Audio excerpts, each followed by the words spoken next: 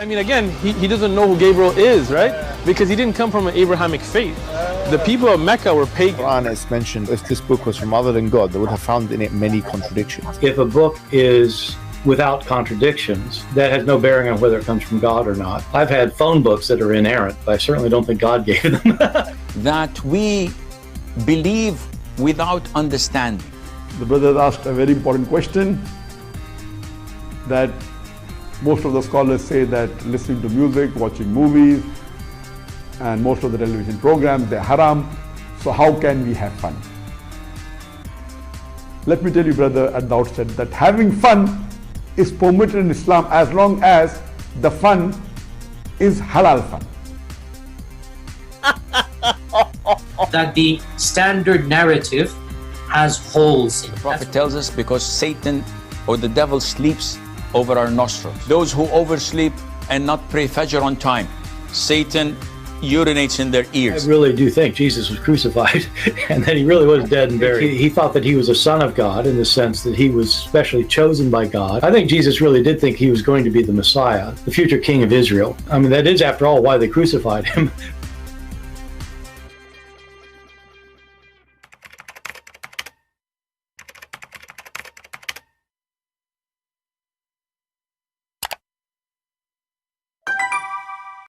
Hello everyone, and peace of Christ to all of you. Please invite your friends.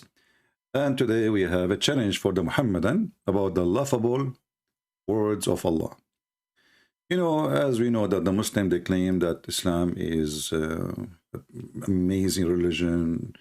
Allah is an amazing God. The Quran is a miraculous book. I mean, you name it. Wherever you go, you will find something amazing.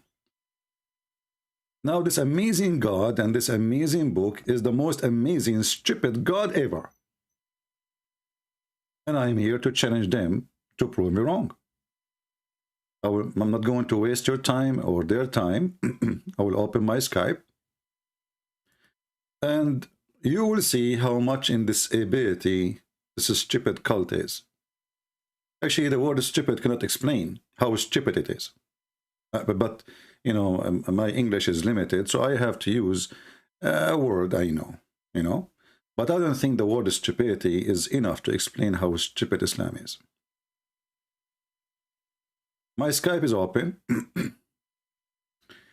If there is any Muhammadan who would like to join us and prove us wrong, feel free. All right, just text me, don't call. Because the setup of my Skype, you will be able to call me only if I spoke to you before or I add you. So I have to add you or I have to text you, then you can call me.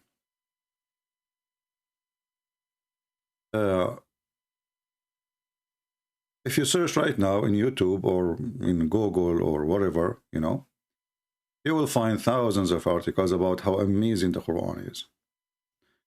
From scientific miracles, and you know, for sure there is not even a single one of them is accurate. And Muslims, they can call me right now and they can prove me wrong too. In any topic, in any aspect, you can show me that Quran can be something not laughable, you know, at least not laughable. I mean, there's many people write books and we don't laugh at what they write, right? I mean, unless they are so stupid. So who is a Muhammadan? He can call us now, especially if you are a sheikh.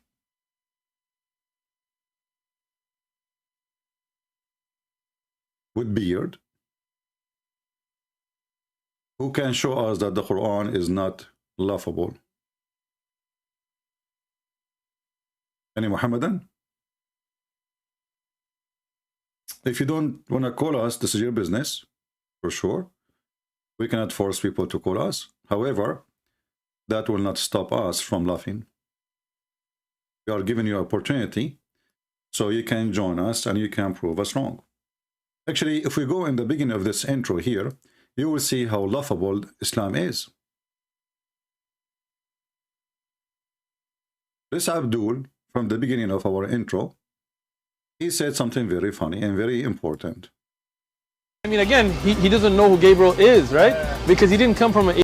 Muhammad, you do not know who is Gabriel. Isn't it? This is laughable. So we have a guy, he is 40 years old. He go every day, according to Islamic resource, to meet with a person who's supposedly a Nasara monk, which Muslim they claim the Nasara mean Christians, and he don't know, he never heard who is Gabriel. I mean, do you see why we say the Muslims are our best help? This is why actually they fear debating us. So Muhammad is 40 years old. He never heard of Gabriel. Never heard of him. He didn't know who's Gabriel. And why he did not know, when he explained why, is even more laughable. Again, he doesn't know who Gabriel is, right? Because he didn't come from an Abrahamic faith. He did not come from Abrahamic faith. So all the Muslims' propaganda and agenda is a lie. It's a joke. Isn't it the Muslim, they say to us that Muhammad is descended from Ishmael and he was worshipping the God of Abraham before Islam? Isn't this what they say all over? So he is not from Abrahamic faith. And he is not from Ishmael. And he do not know who is Gabriel. And actually, if you go to the hadith, you will see that the one who told him about Gabriel, it was Waraq ibn Nawfal. When he told him, okay, explain to me what happened. And then he told him that there's a guy came to him in the cave and he squeezed him 3 times and he told him how to read. Right away, Waraq ibn Nawfal, he said to him, oh, this must be Jibreel. You know, imagine, we heard that Mr. Sheikh Uthman, he was in a parking lot and he been squeezed by somebody 3 times. You know, he was rude to somebody in the street. So the guy, he left, you know, obviously he's a violent person. He did spank Uthman and he squeezed him 3 times. And then Uthman, he made a big a noise about it being a victim. And he claimed that he recorded everything, but yet he will never post what he recorded. Obviously, it's shameful. You know, it doesn't serve the propaganda, you know. And he claimed now to be a victim. And for sure, we condemn violence, you know. But this is what happened to Muhammad, supposedly. He was in a parking lot. It's called the Cave of Hira. He'd been squeezed by an angel 3 times, violently, until Muhammad, he can't breathe. Another way, he was spanked by Gabriel. And then Muhammad, he went to his wife crying. But at that time, there's no YouTube to make a video about it. And to use some tomato sauce to claim that he'd been injured. So he went to his wife, and we can go and see the hadith here.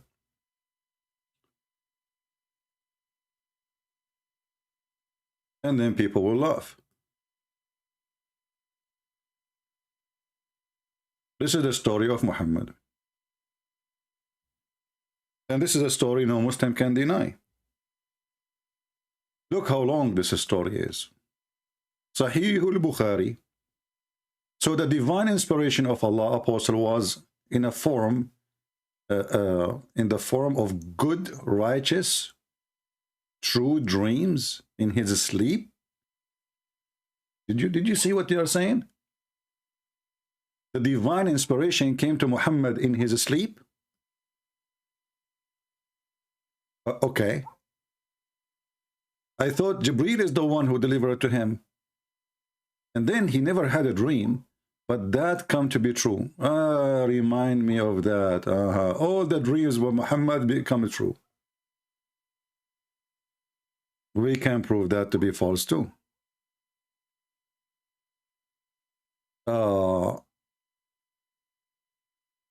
And then you will see here, he went to the cave of Hira, where he used to worship Allah alone.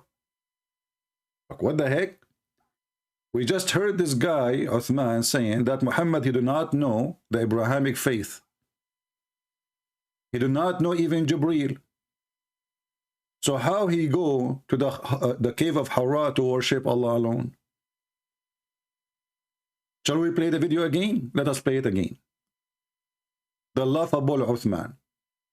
This is why we liked him, actually, and we encourage him to speak more, because the more poo-poo he do, this is why Mimi Hijab, he made a page, you know. There's a video made by this guy, the blonde guy, I don't know what his name is, funny. And he is accusing that Mimi Hijab is being bully, and he bully only Muslims, and he made a whole page in a website just to attack Muslims like Uthman and him, etc. So when this boy, he said that Muhammad is coming from the pagan, he is saying the truth. Muhammad is a pagan. Thank you. First time ever being truthful. I mean, again, he doesn't know who Gabriel is, right? He do not know. He does not know. Zero. You see, a person who is living between people who they are, there's Jews, there's Christians, there's etc., but he never, ever heard of Gabriel. 40 years old. Never. And he is coming from the pagan. This is his background. He's a pagan. Right? Because he didn't come from an Abrahamic faith. The people of Mecca were pagan. The people of Mecca are pagan, and he did not come from Abrahamic faith. Here you will see how Muslims, when they try to make a point in order to refute you in something, you know, they make poo-poo, you know, and the poo-poo is so big, and later they try to cover it. They bring some, you know, leaves of trees, you know, fig tree, you know. By the way, I never heard of a God he swear by fig, you know, save Allah.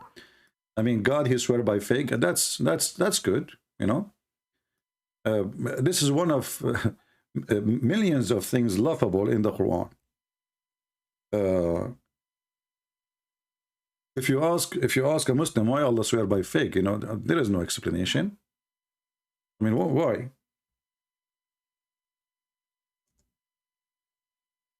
You like fig? Hmm? I mean, it's a fig. And when you ask a Muslim a question, expect everything except the answer.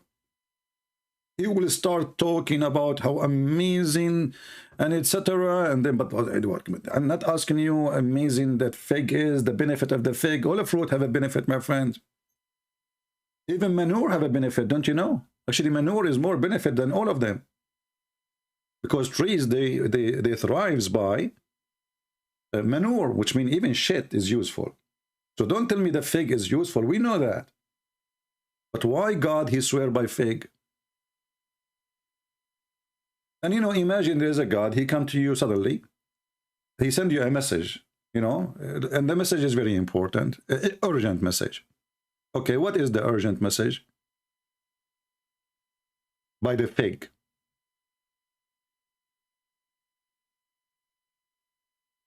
What is that? And what does that have to do with anything? What Allah he proved to us when he swear, when he took an oath by the fig? And Muhammad knows. So Muhammad was, you know, he's in a state of relaxation now, and he received an urgent message from Allah.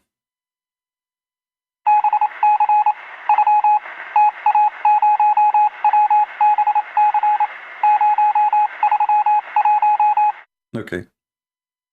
By the fig and the olive and the Mount of Sinai. And then he jumped from the Mount of Sinai to the secret city. What the city of security? What is that? Do you need to say where? Is it in Sinai? Because if this is the city of Mecca, that means the city of Mecca is in Sinai. I mean, did you see how stupid even the connection? Is the city of Mecca, if he meant Mecca, that means Mecca is in Sinai. If he meant Medina, that means Medina is in Sinai. I mean, how stupid the geography is. And then,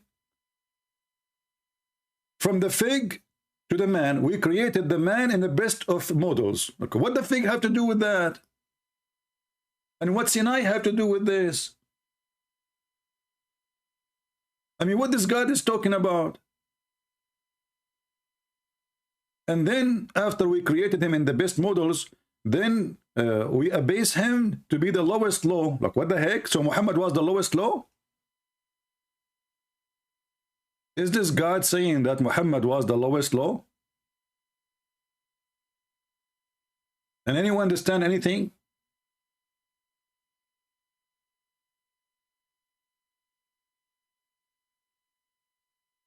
You know what? I'm going to make an oath. And just to show you how serious my oath is, I will swear in the fig. Don't bring a Quran to a Muslim to swear, because if his God himself, he swear by the fig. He did not swear even by the Quran, he swear by the fig.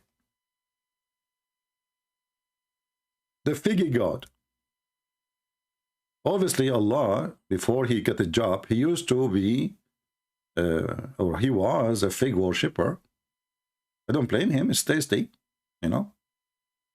So Allah, he said to himself, like, you know what? Let me taste this thing. And after he tasted, it became to be like he discovered that it is tasty.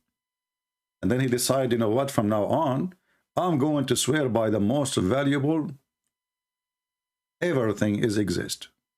Fig. And then after he swear by fig, he thought about what is next I'm going to talk about. Oh, an olive.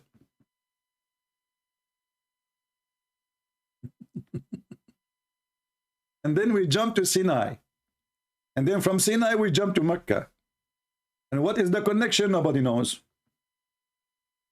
What is the connection between the fig and the olive and Sinai and Mecca?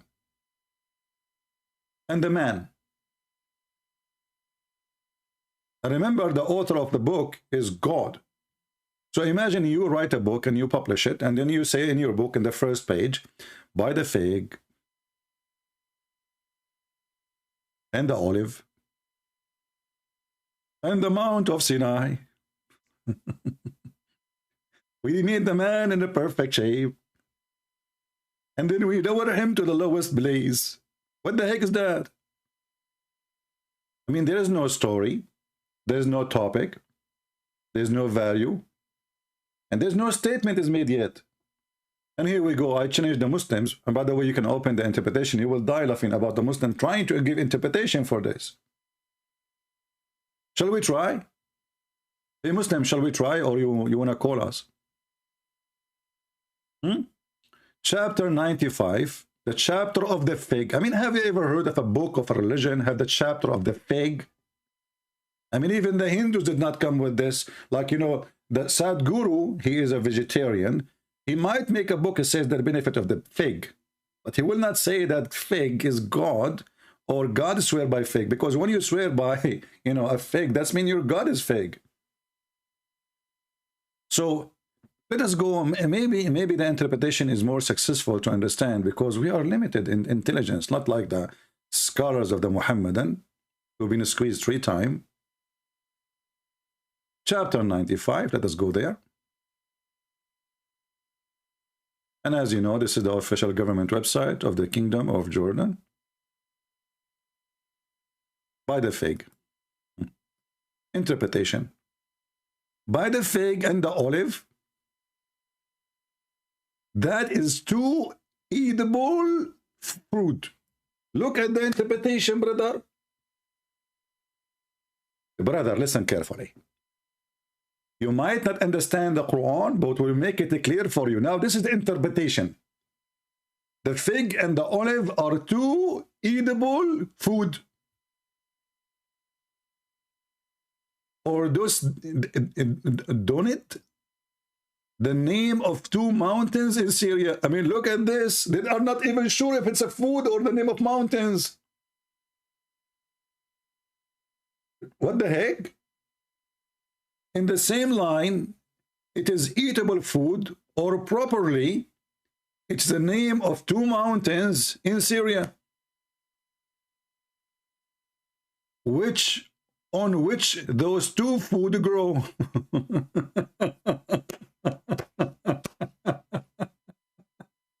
Isn't it clear now? Hey, we people, aren't you? Don't you have a full understanding of the word of God? Look at this amazing. So God, he swear by fig and olive, which is 2 edible fruit, or, and what is killing you when you read Islamic interpretation is the or. The second you see the or, somebody is unzipping and he is pissing in the road.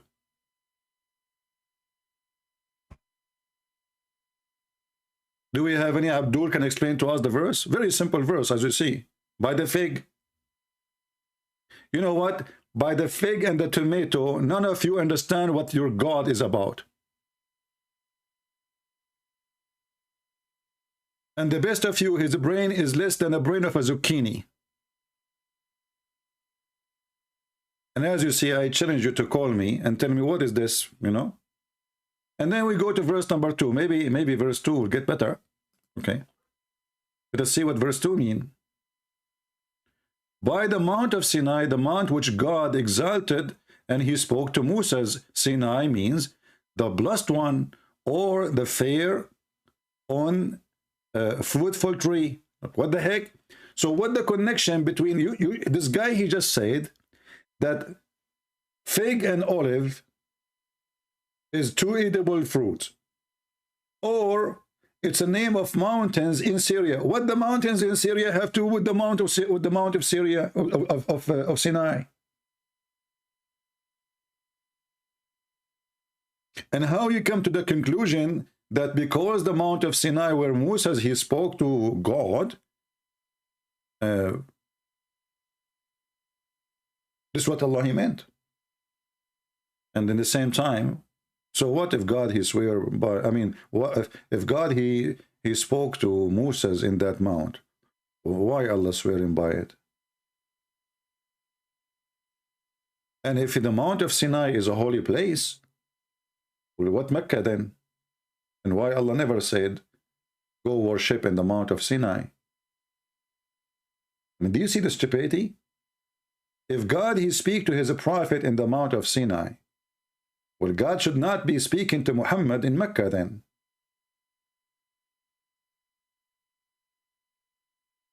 This is the chapter of the fig, my friend.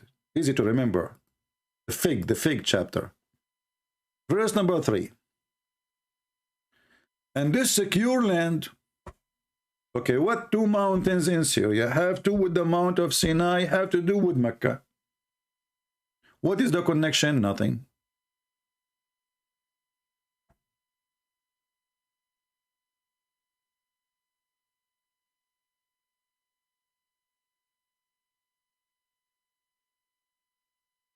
We go to verse number 4. I hope this chapter will not make you hungry now and feel like you want to buy some fig.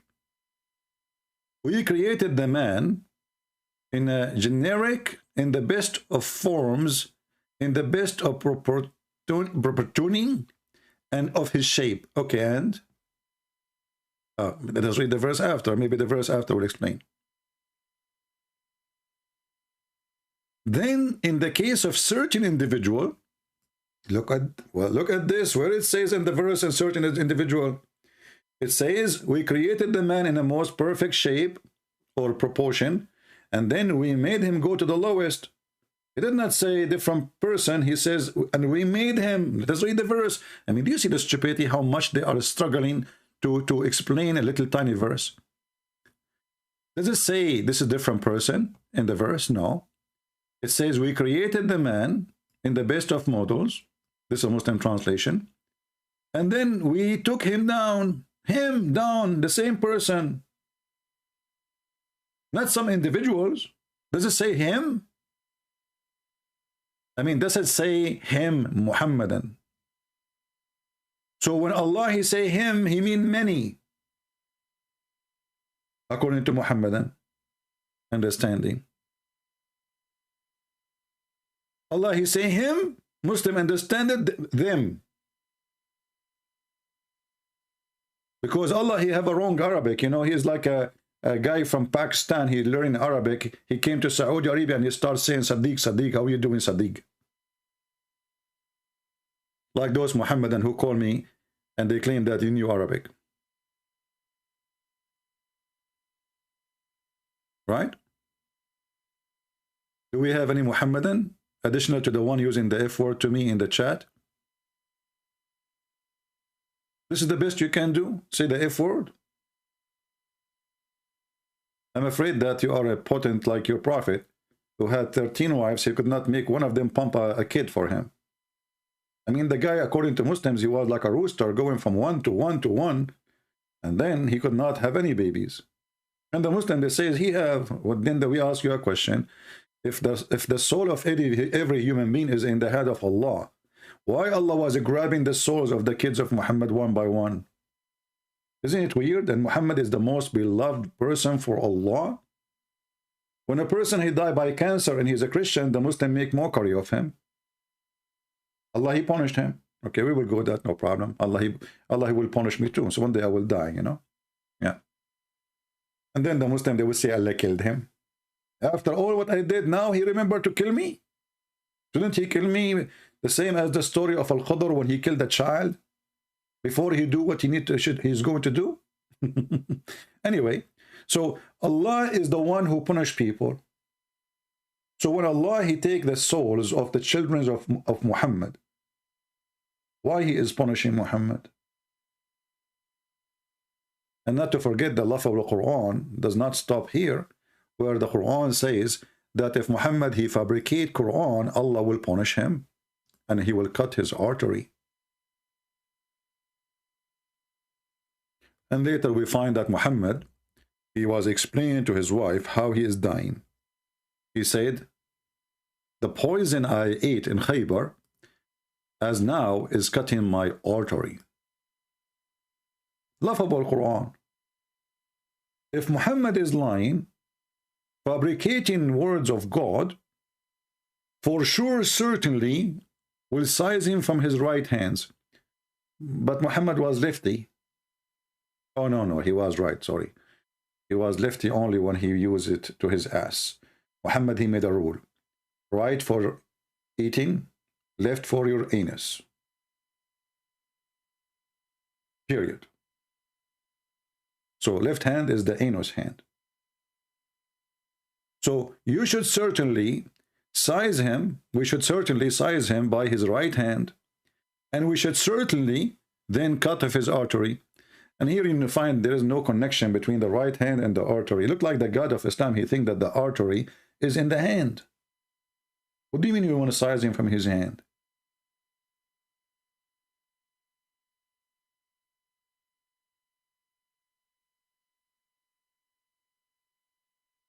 Huh?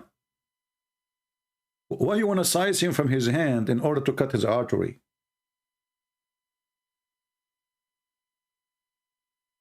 If there is any connection?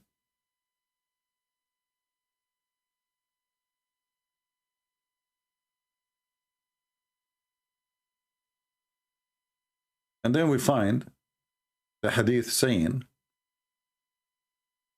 that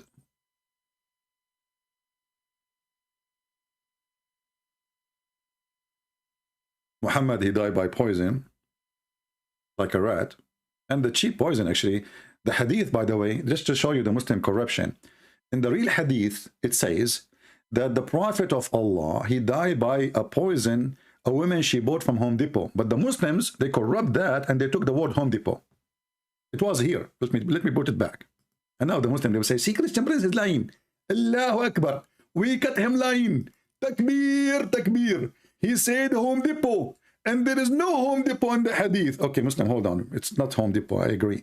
It was Walmart. Allahu Akbar. We cut him lying. Christian Prince is lying. At that time, there is no Walmart. Look, what dude? I'm just joking, you idiot. You read in the comment, the smart Abdul saying, Christian Prince, really, he's not talking to Zakir Naik. This is not really Zakir Naik, Christian Prince. Those people who said to you, I'm not Zakir Naik. I say to them, I'm true Zakir Naik. And I can show you my fingerprint. Zakir Naik, there is no need for fingerprint. The spitting you are doing always is more than enough. Do you believe it or not? I have a lot of grass growing in my backyard just because of your spit. You're a spitting machine, Christian Prince. So respect. First of all, Allah created me like the way. Secondly, I spit as I was. It's a free land. Yeah, you believe in democracy now? Yes, we believe in democracy with spitting. And you will see Abdul Man now making comments saying, this is not Zakir Naik. Sound look like him. But trust me, brother, this is not him. This is how smart they are. So the Prophet, he died by poison, while Allah was swearing by fig. I mean, do you see how important it is? Muhammad is dying by poison. Allah, he put a fig in front of him. He have an important topic to say to us, to the world. I swear by the fig.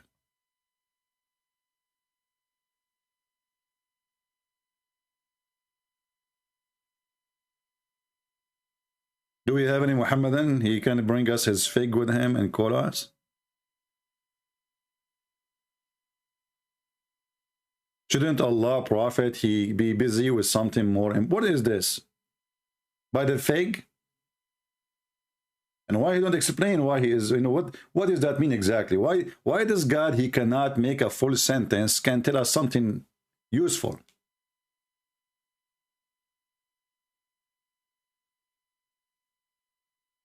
Any Muhammadan?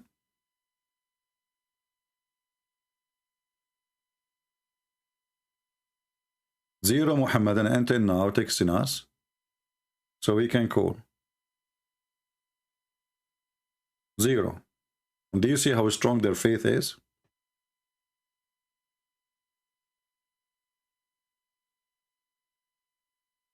Allah was a figgish God. William, you want to call? Why you want to call? Are you a Muslim, my friend? Only Muslims can call me. If you are not a Muslim, you cannot. I take only calls from Muslims because we want Muslims to respond to what we say. We don't want you to tell us, I agree. You can say that in the chat.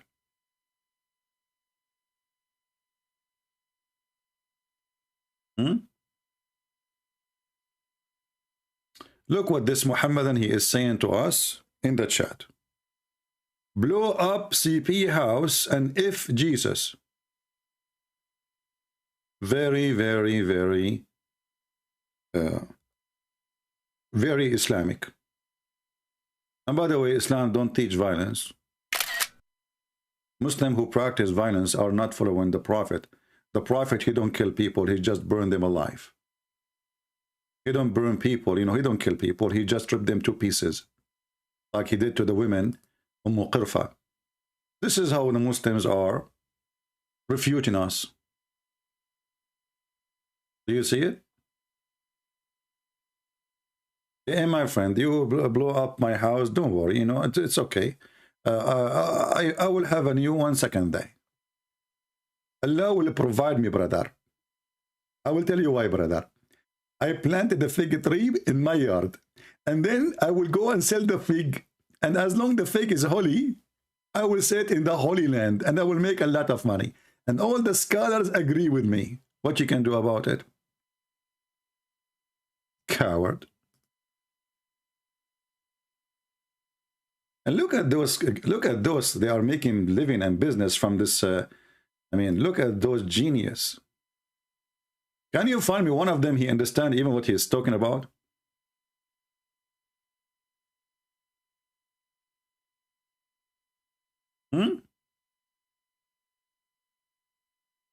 I swear by the fig that none of you dare to call me. Prove me wrong. By the fig and with the... I can't swear by watermelon because Muslims allow sex with watermelon.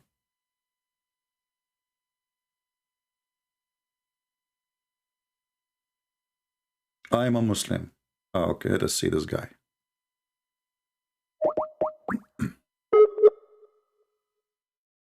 Let us call this guy and see.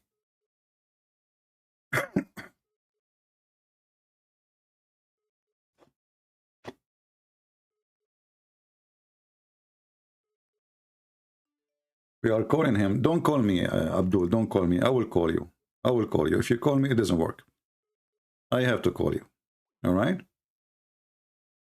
Just text me and I will call you. All right. Hello? Yes, my friend, you are live on air. You are a Muslim? Yeah. Can you confirm that? Can you say the Shahada? Yeah, La ilaha illallah Muhammadan Rasulullah. What does that mean?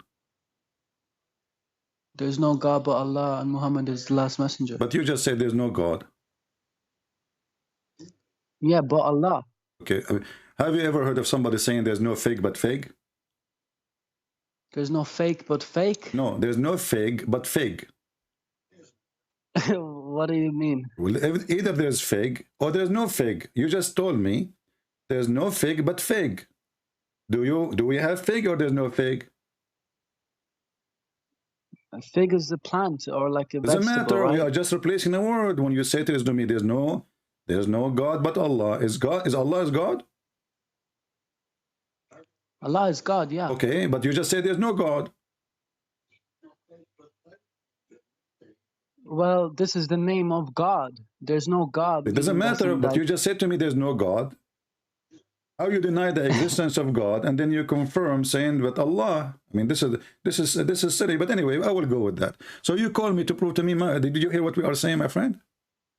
Yeah, you were talking about fig or swearing by something, right? Yeah, I mean, your God is really like, it looked like he is too much into vegetables and fruits. Okay, wow, okay. Why he swear by fig? Well, why God he swear by fig? What do you think? Because it's his creation. He created it, right? Well, my friend, everything in me is God a creation, correct? Which means if I go to the bathroom now and I do pee, is Allah going to swear by the pee which he made? Because he made me, and whatever come from me is made too. So is God going to swear by the pee of Christian bread? He didn't make that. Your body did that when that's not true. That's not true. If God he made the machine who make things, as an example, the true. You just said to me the fig. Allah he made the fig, right? But the fact, okay. Allah, I have a chance for you, Allah CP. he just made the tree. He did not make the fig, and then the tree made the fig. So according to you, what come from the tree is made by Allah, but what comes up from me is not made by Allah. What kind of logic is that logic? CP, okay, I have a challenge for you because I've been looking at your videos for a long time, right? Well, you know, the problem is my mom. She told me. But my mom, she told me don't accept any challenge. You know, because Muslims challenges is scary. Give me your challenge. Go ahead. Okay, if you show me why I should, if Islam is false, then I will leave Islam. If I show you why Islam is false, you will leave Islam. This is the challenge. If you show me why I should leave Islam and why it's not the truth, then I will leave Islam because I watched your videos and I have some doubts, but it's very hard to leave. Okay. But like, yeah, so that's my challenge. If you show me, I will leave right now. Can you give me yourself the most strong reason for you to believe in Islam, so I can go from there? What is the most strong thing for you?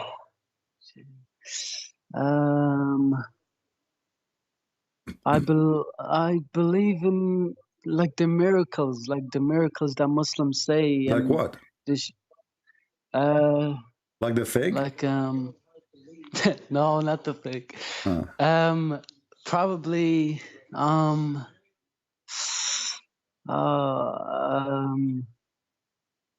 I don't know, just miracles, like just any miracles. So you believe in Islam because of the miracle, but when I ask you what the miracle, you say I don't know what miracles. I mean that's too much. Give me one of them. The bee one, the way the honey makes the bees make the honey. The bee, thank you. You see, remember what I told you, that Allah he swear by my pea. Now Allah will swear by the bee and he will swear by the honey. Look at this. You just mentioned to me the bee honey, right? But according to the Quran, according to the city Allah, the honey of the bees is their poo-poo. No. Okay, you want to see? Yeah. All right. According to the Quran, bees, they eat a fruit and they poo-poo honey. Okay. Let me see. Put it up on your thingy because I can't see it. What do you mean, let me see? You are the one who mentioned the verse. You do not know what the verse is? Read it. Here we go. No, I know the verse. Go and eat all the produce of the earth. What the bees do? They go and eat all the produce of the earth. But by the way, it says fruits, not produce. If you change the translation, this guy is an idiot. It doesn't say produce really. It says a fruit. Thimar. So if you go to different translator, to see. I think the bees they went to eat the fig. So then eat the fruit and follow the ways of your Lord made easy for you. Allah, He made easy the way for them. But as I know that bees, they fly, they don't go on roads. But anyway, let's go. There come forth from their belly a drink. So that according to the stupid Allah, the bees, they eat pig and they piss honey. No, but doesn't the nectar get collected in the bees? This is not what it says. This is not what it says. You see, my friend, when you say the nectar is not the food they eat yet. It is something they store, correct? Yeah, in the belly. But Allah saying, no, Allah saying you eat from the fruit. You eat from the fruits. You eat from the fruit, and then after you eat from the fruit, honey will come from your belly. Okay. How is that happening? Well, Muslims said that the way I read articles, and the Muslim sheikh up in the mosque explained to me that this is the way that they store the nectar, and this is where the honey comes from. My friend, can't Allah say, go and collect the nectars? I mean, Arabic is very simple. Allah, I know. If Allah want to make a miracle, He can say, okay, bee, let me, I get a bee here. Hey, bee, what do you do for a living? Okay. I translate for you now. I collect nectar, and I put it in my mouth. All right. And I put it in a tube inside my mouth, and then I take it to the hive, which means the bee which collect the nectar is not the same one who make it honey. Do you agree?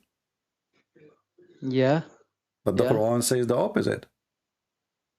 Okay, fine. What do you mean, okay, fine, my friend? You made a challenge for me.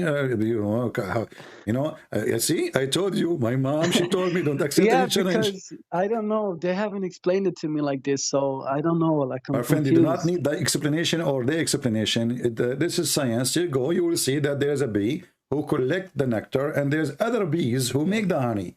You know. All right. By the way, I used to work as a bee for 3 years, so I'm expert in that. You know. Yeah. Really? Yeah, I was like, I've been given the rank to be like, do you know Mr. Bean? Yeah. He was with me. This is why they call him Mr. Bean, because he was Mr. B. Wow. Yeah, that's true cool. story. Sahih Bukhari, brother. Wow, dude, you're crazy. Okay. I am the crazy, or God is the crazy. What the heck with this guy? This is a God explaining to us how according to the stupid God, the bees, they eat fruit and they poo honey, and this is why we are eating the poo of the bees. So bee does not come from, so honey does not come from the belly. It's the nectar, right? My friend, first of all, the one who go out. This is the worker bee, go out to collect the nectar, is not going to eat and honey come from it. Do we agree in that? Yeah, because they crush the nectar down to sugars, and then from that they make the honeycomb, right? Not only that. Then the bee who collect the nectar is going to take it back to the hive. Correct? Okay. And then in the hive, there is a process of making honey. It's not the same bee. Right away from her mouth will come honey. Okay. You know? Right, okay. And I am not a scientist, either like by the way, I'm very well educated in this, not because I was like, working in the bee field for 3 years.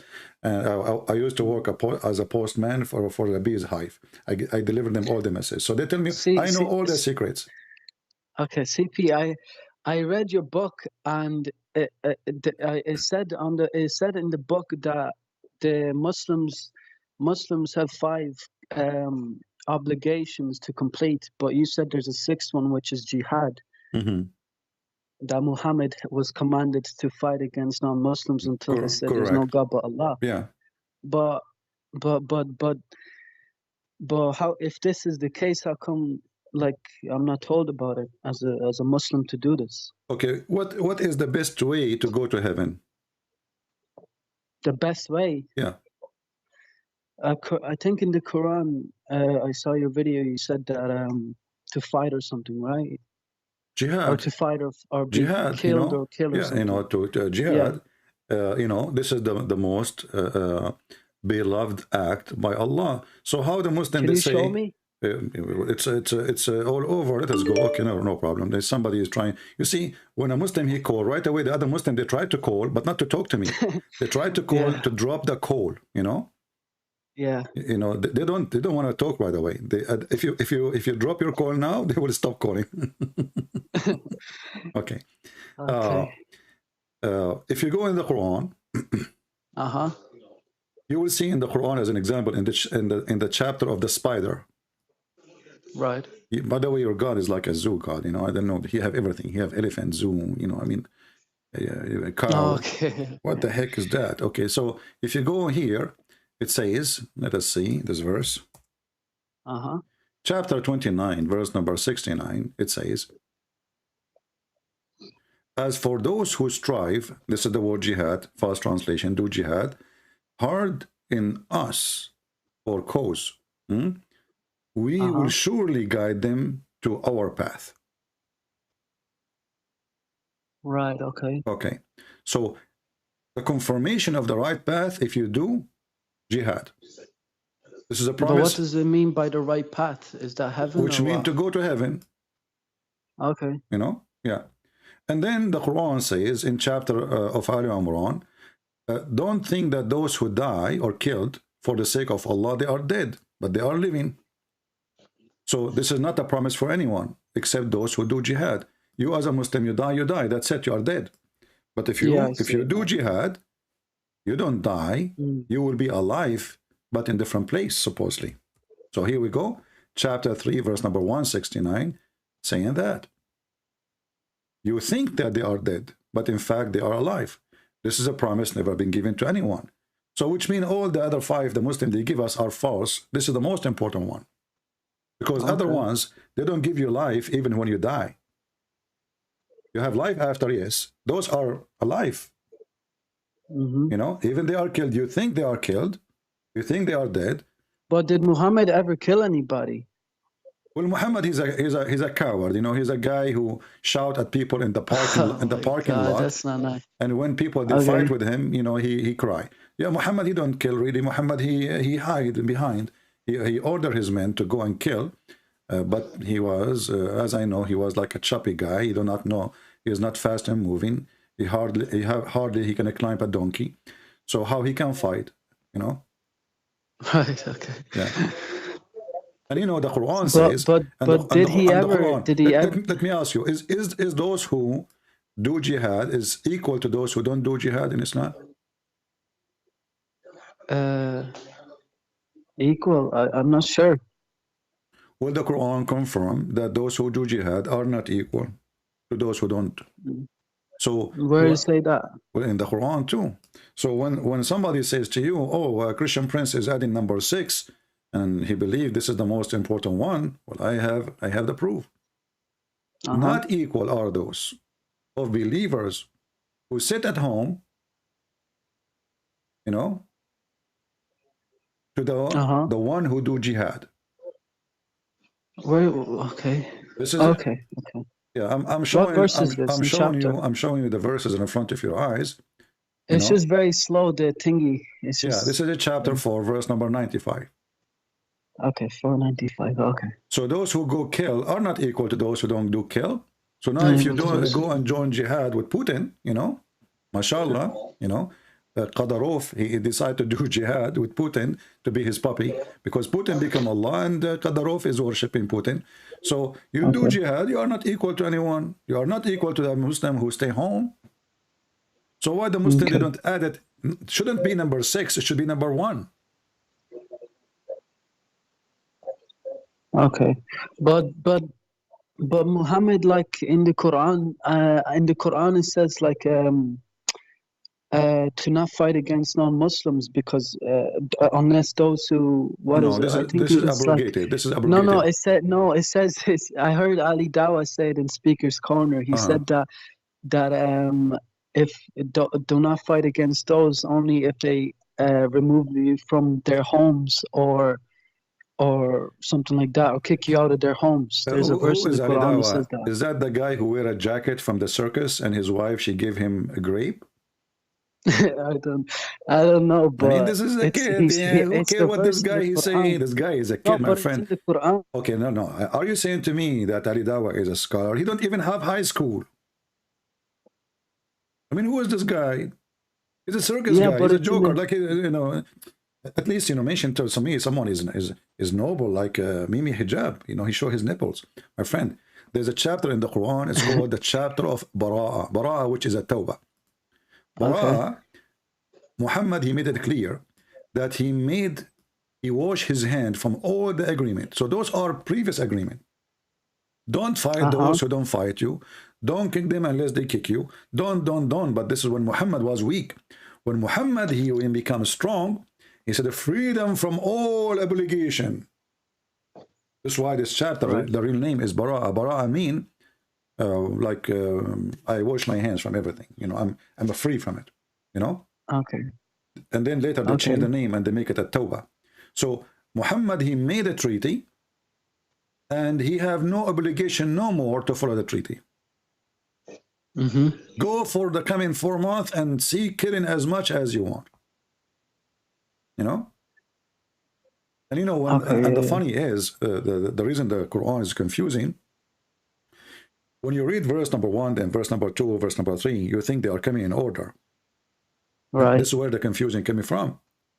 But the fact that verse number 1 is the last one in the chapter, not the first one. Yeah, but my question was, I think I said it before. I know there's a lot of things in the Quran that says kill the kuffar and the pagans or whatever. My friend, just to show you, but these things are from wars. How, right? This is the same chapter 9, verse number 7. How can there be a treaty with Allah and His Messenger for the idolaters? As a friendly way. No, how you can have a treaty with them? You cannot have a treaty with them. You cannot. Why? Because simply Muhammad, you see, Muhammad is a deceiver. They went to Putin. They told him, "Are you going to attack Ukraine?" He said, "He swear by Allah 1,000 times." Then but Putin is not a Muslim. He's a Christian. No, he is a Muslim because he do the act of Islam, my friend. He's a criminal. He's acting the act of Islam. Yes. So listen carefully here. When Muhammad, he sent a letter to the king of the Roman, convert to Islam or die.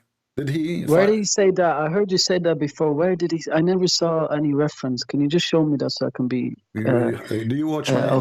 Do you always watch my videos or only read my book?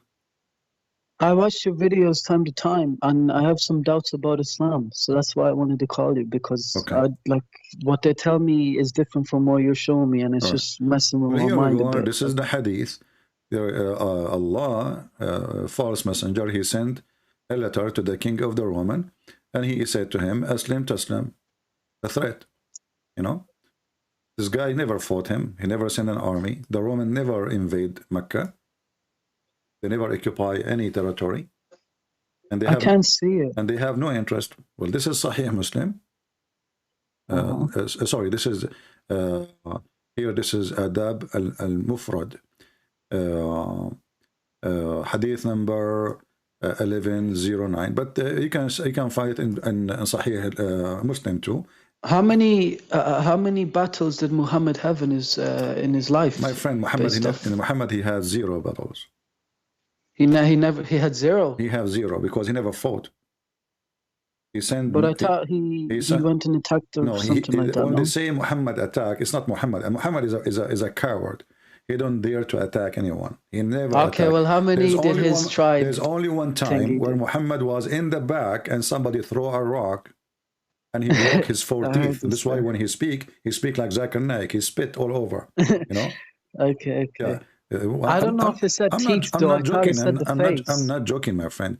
The hadith says... I thought it said the face. I know, but it said face, not teeth, though. It said his face was dripping in blood. Okay, what they broke? I don't know, something else. It's not his... But how do you know it's teeth, though? Okay, well, what is Ruba'iyya? Ruba'iyya, I do not have a clue. Okay, let us see what the hadith says. Okay. Can you show me? Before you go there, just show me where you threatened the Christians. This is your fatwa. This is your fatwa here. a Muslim saying, well, you know, somebody said,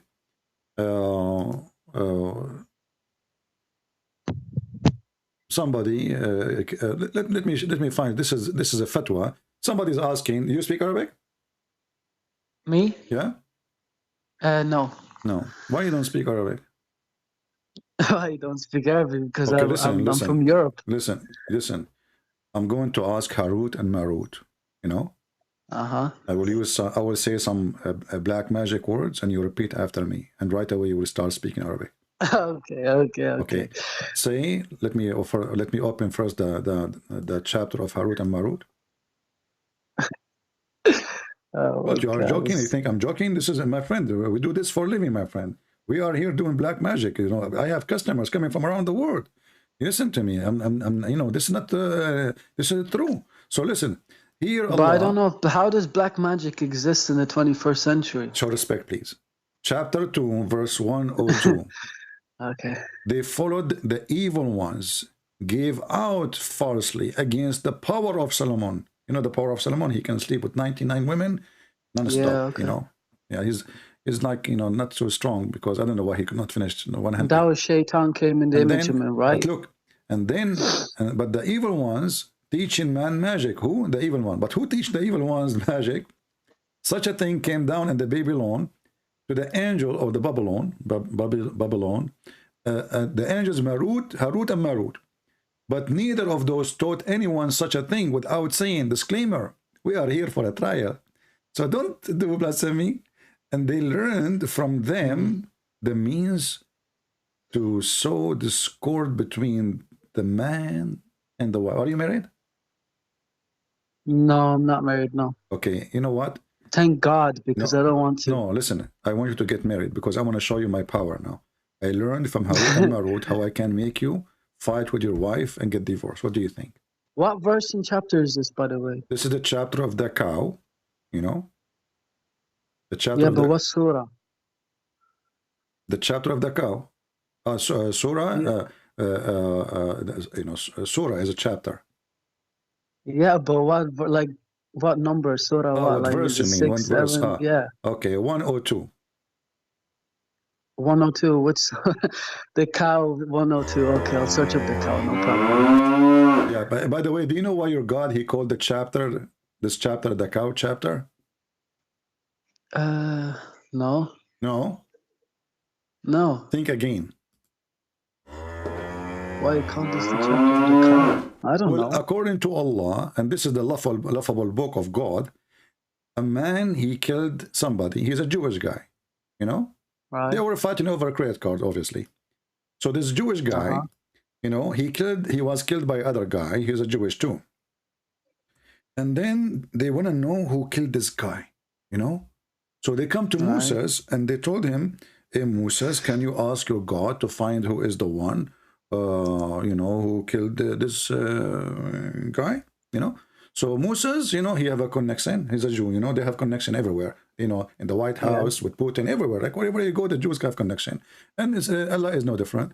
So, you know, he connect with Allah and he told him, bring some beef. And some they say it was the penis of the cow. Some they say the tail, some they say the tongue. Depend on the scholar. And then they say, so we say to strike the body with the piece of the heifer. You know, heifer is like a kind of cow. They do heifering thing, you know. So, and this is how Allah, he raised people from death. Right. What do you mean, right? Okay. What do you think about this? Well, I mean, I understand what you said, but I'm kind of confused. How did he raise them up from dead by the piss of the cow? Not the piss, by beating him, by beating the guy. The guy is dead. He was killed by a dagger, you know. The guy, you know, he told him, give me your wallet. The guy did not give him the wallet. Give me your credit card. He did not give him a credit card. The guy, he put a dagger in his, you know, in his pocket. You know, this is, you know, this because this guy is a Jew, you know, he, you know, and so he killed him. And then the Moses, you know, Moshe, he told Allah how we can get this guy to tell us how it happened. Allah, he told him get some beef, you know. So Moses, he went all the way to India. He asked the Hindus permission to kill a cow. The Hindus refused. They said to him, we will go in war with you if you do that, because cow is very dear for us. So Moshe, this is why Moshe, by the way, he used to be Indian, but he left because he cannot do it there.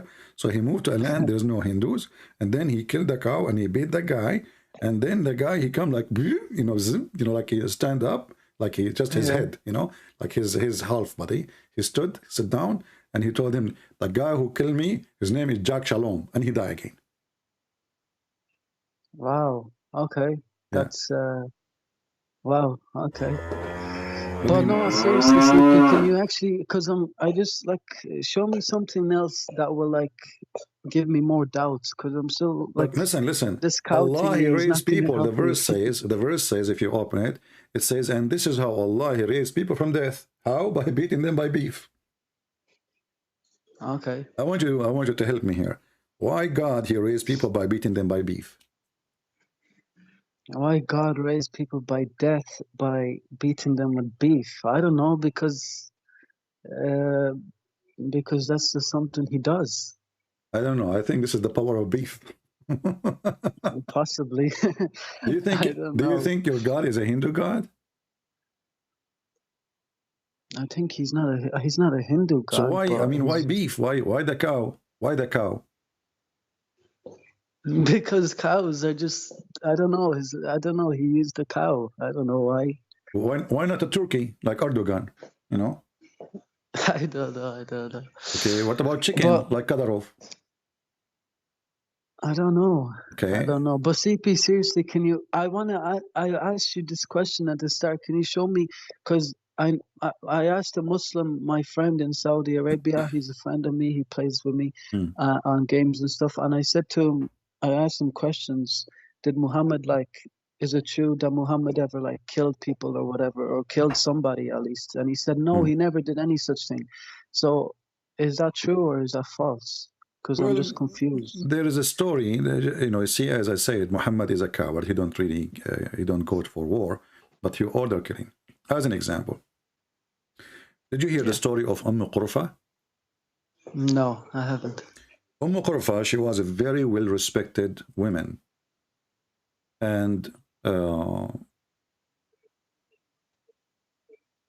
she refused to accept Muhammad as a prophet. Right. And the Muslim report that Muhammad, he ordered this woman to be tied up between two camels. Between two camels. Okay. And he ordered the camels to run in two different directions. Why did he do? For what reason? He cut her to pieces alive. Yeah, but why? Because she refused him. She refused him Was as a prophet. Muhammad, he waged Muslim war. or a slave? Muhammad, no, she is a free woman. She is very well respected. Actually, she used to stop war. This is how much the Arab respect her.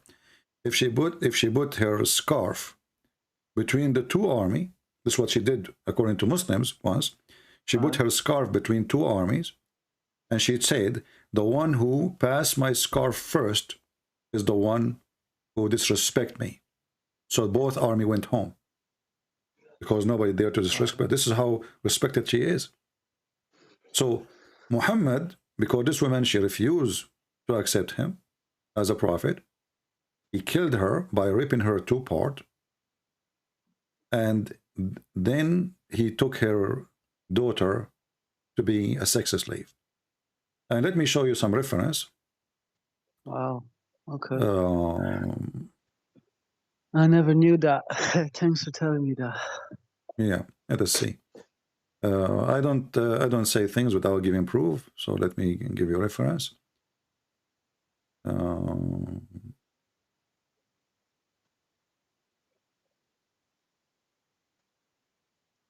And not only she is a woman, she is a very old woman. Okay. Okay, I will use Google Translation to help you. Yeah. And I will post the link. Actually, I believe there is a book translated in English for this, but I don't know where the link it is for it. The book name At-Tabaqat al-Kubra, Muhammad ibn Sa'd, volume number 2, page number 90. And I'm going to use Google Translation.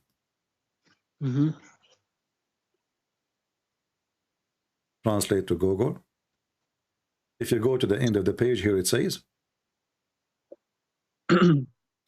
She was a very old Qurfa. She was a very old woman, and he killed her violently. He tied her legs with ropes. Then he tied her between two camels, and he, you know, the translation is not good here, and he make her to imagine how filthy he is. Yeah, but like I don't think this is true, bro. This is obviously, my friend, this is your books. This is not my books. You see, this is the book Muhammad ibn Sa'ad, At-Tabaqat al-Kubra, very number 2, page number 90, and this exists in many Islamic books anyway. So if you say to me, I don't think it's true, yeah, this is you want to play the game as all Muslims they play, no problem. It's up to you. No, yeah. But like I'm just because I never heard this before. So if this is a book written by a Christian prince, then you have the right to say, well, it's not true. But if a Christian prince is quoting what is written by you Muslims, how you say to Christian prince that's not true? Yeah, okay. You know what I mean? Okay. Why a Muslim? You know, the Muslims are proud about their prophet very much. They worship him.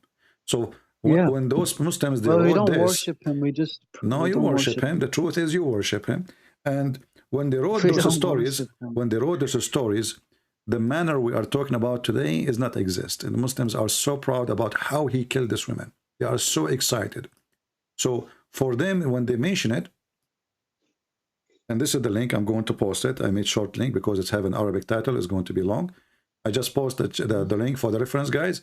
So save it. So later don't ask me for the reference about how Muhammad, he raped a woman, very old women. Very. How old was she? According to my understanding, more than 86 something.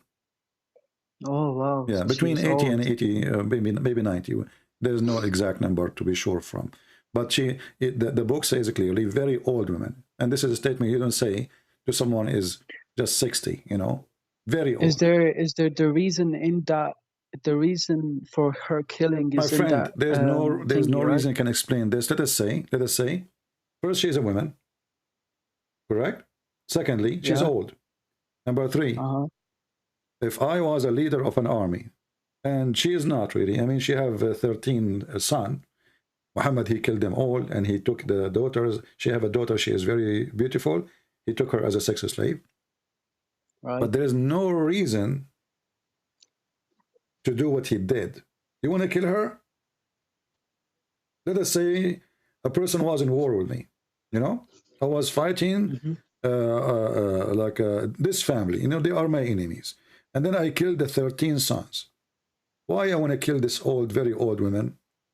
And not only kill her, he tied her between 2 camels and he ripped her to pieces. This is not killing no more. This is torture. He's evil. Okay. The same Muhammad he did. There's a story about supposedly. Babe, can I want that post that you linked, is that Shia website? Yeah, but this is the book is a Sunni book.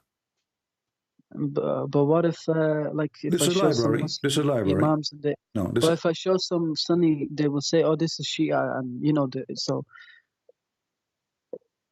My friend, does it really matter even if it's Shia book or Sunni book?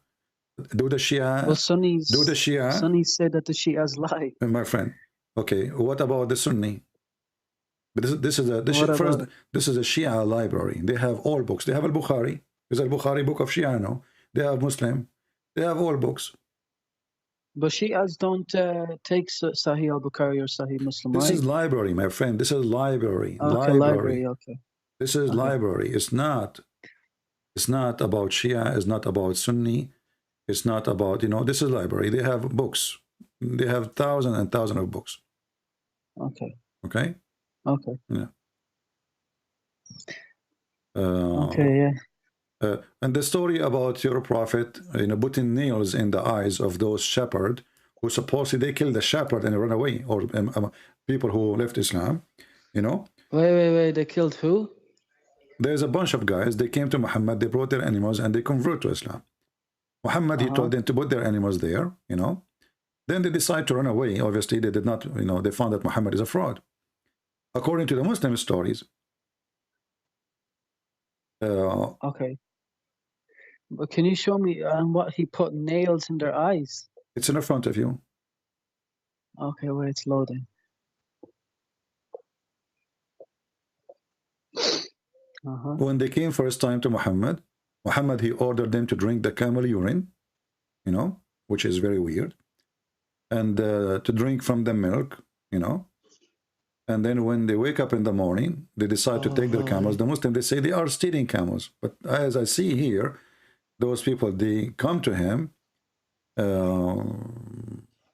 It doesn't sound like they are stealing anything. But anyway, they took the camels and they killed one shepherd in order to steal, according to Muslims.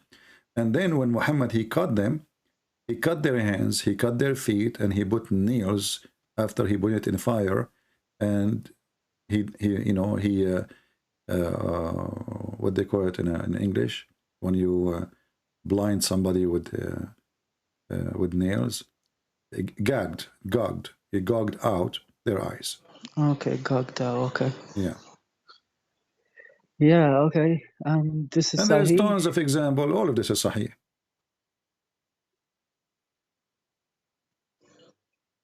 Well, how come nobody tells me the history of Muhammad? They keep saying, like, I went on YouTube to search his documentary of his life, and these sheikhs and imams are telling me his life, and everything's just, he's a peaceful man. I don't even understand how this is. Yeah, Muhammad is peaceful, but isn't it the Quran says that those who do mischief in the earth cut their feet, cut their hands, cut their etc.? Yeah, but that mischief is like, if you read the first verses of that, it says if you wage war, okay, against Muhammad and Allah. So it's not just like just going killing them. If you wage war. No. Wage war in Islam is me. Now, I am, according to Muslims, I'm waging war, so I deserve a punishment, as the Quran says. Wage war is anyone who opposes Allah, Messenger, he is in war. And even if you don't actually oppose Allah, as long as you refuse to accept Islam, you're at war. That's why the Quran, chapter 9, verse number 29 says, attack those who believe not in Allah in the last days, not those who attack you, those who believe not. Just because you don't believe not, you are at war with them. But that's the war. That was a battle between a Roman Christian thingy and no, my friend. The one who started first of all, Muhammad, he started killing the Christians and the Jews before he went to the Roman. And the Christian, they never fought Muhammad. They never have a war with him, and there's no reason for him to kill them. And when he said, "Kill them if they pay you jizya," then don't stop killing them. But the speakers, the Dawah team in Speakers Corner in London, they said that all the wars or battles or whatever, they threatened and they attacked the Muslims. Well, I just showed you the hadith where Muhammad, he sent the letter to the Romans saying, "Become a Muslim, you will be safe. Aslam taslam." So it is Muhammad who sent. Muhammad, he sent the letter. He sent letters to the Persian, to the Roman, and to the. Did the Persian attack Muhammad? No, he attacked them. Persia is far away, at the end of the world. Okay. So why the Muslim army went there? I mean, I don't know. Muslim lies. But the Muslim lies is bigger than the biggest poo-poo in the earth. So maybe this was just one time. When the Muslims, when Muhammad, he sent his army to fight the Persian and the Roman and to Egypt, you know, the ruler of Egypt, he sent them gifts. He did not fight him. He sent them gifts. He sent them Maria the Copt and her cousins. Is it true that Egypt was never a Muslim country and it was forced by Muslims to become Muslim? No, this is the land of the Coptic, and the Coptic were occupied by the Roman. But the Roman of that territory, the Roman ruler, he was a friend to Muhammad. He sent him a gift. Muhammad, you cannot trust Muhammad. He take your gift, second day he go and kill you. So they never fought him. Name for me when the Egypt attack, the Roman in Egypt attack Muhammad. Never.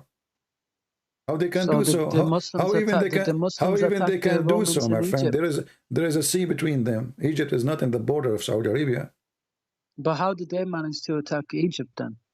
They took the, you know, they attack in, they took the boats. They took the Jordan, they take Syria, and then they invade. You know, they went all the way to Egypt. Anywhere they can cross the sea. Okay. Yeah. I don't know. I'm just confused. So what do you think? Because like I pray like 5 times a day, and I like wake up for Fajr every morning. Why you pray 5 times a day? 5. Why you pray 5 times a day? Because I'm very strict about my religion, and I just like. Okay, where in the Quran it says pray 5 times? Oh my God! Why did I have to say that? Because I know it says 3 times in the Quran, but it's like there's five names of the prayers mentioned in the Quran. What 5 prayer? Okay, can you show me the 5 prayer mentioned in the Quran? I think there's a verse in the Quran that mentions all the prayers. No. Teach me. I want to learn. I don't know the verse, but and you see, okay, you know Mimi Hijab. Mimi Hijab, he says, the Quran says, if this is a book made by other than Allah, is going to be not from God. There's a contradiction. If there's a contradiction, correct? Okay. Okay. So if you say to me, there's verse mentioned 5 prayer, and then the Quran says pray 3 times, 2 at the end of the day, and 1 in the in the approach of the night. Well, maybe you put 2 prayers in 1 prayer, and in the last night prayers, maybe just 1 prayer. Here we go. It says, this is Allah, He is ordering them how many times to pray. Establish prayer, the 2 end of the day, this is mean the end of the day and the beginning of the day. According to Muhammad, when the sun rise, this is end of a day. And when the sun set, this is the other end of a day. Okay. So there's 2 end of the day. And those you pray on them, and when the night approach, so 3 times. The one who make it 5, it was Moses. When Muhammad, he went to Allah, supposedly, and Allah enjoyed Muhammad with 50 prayer.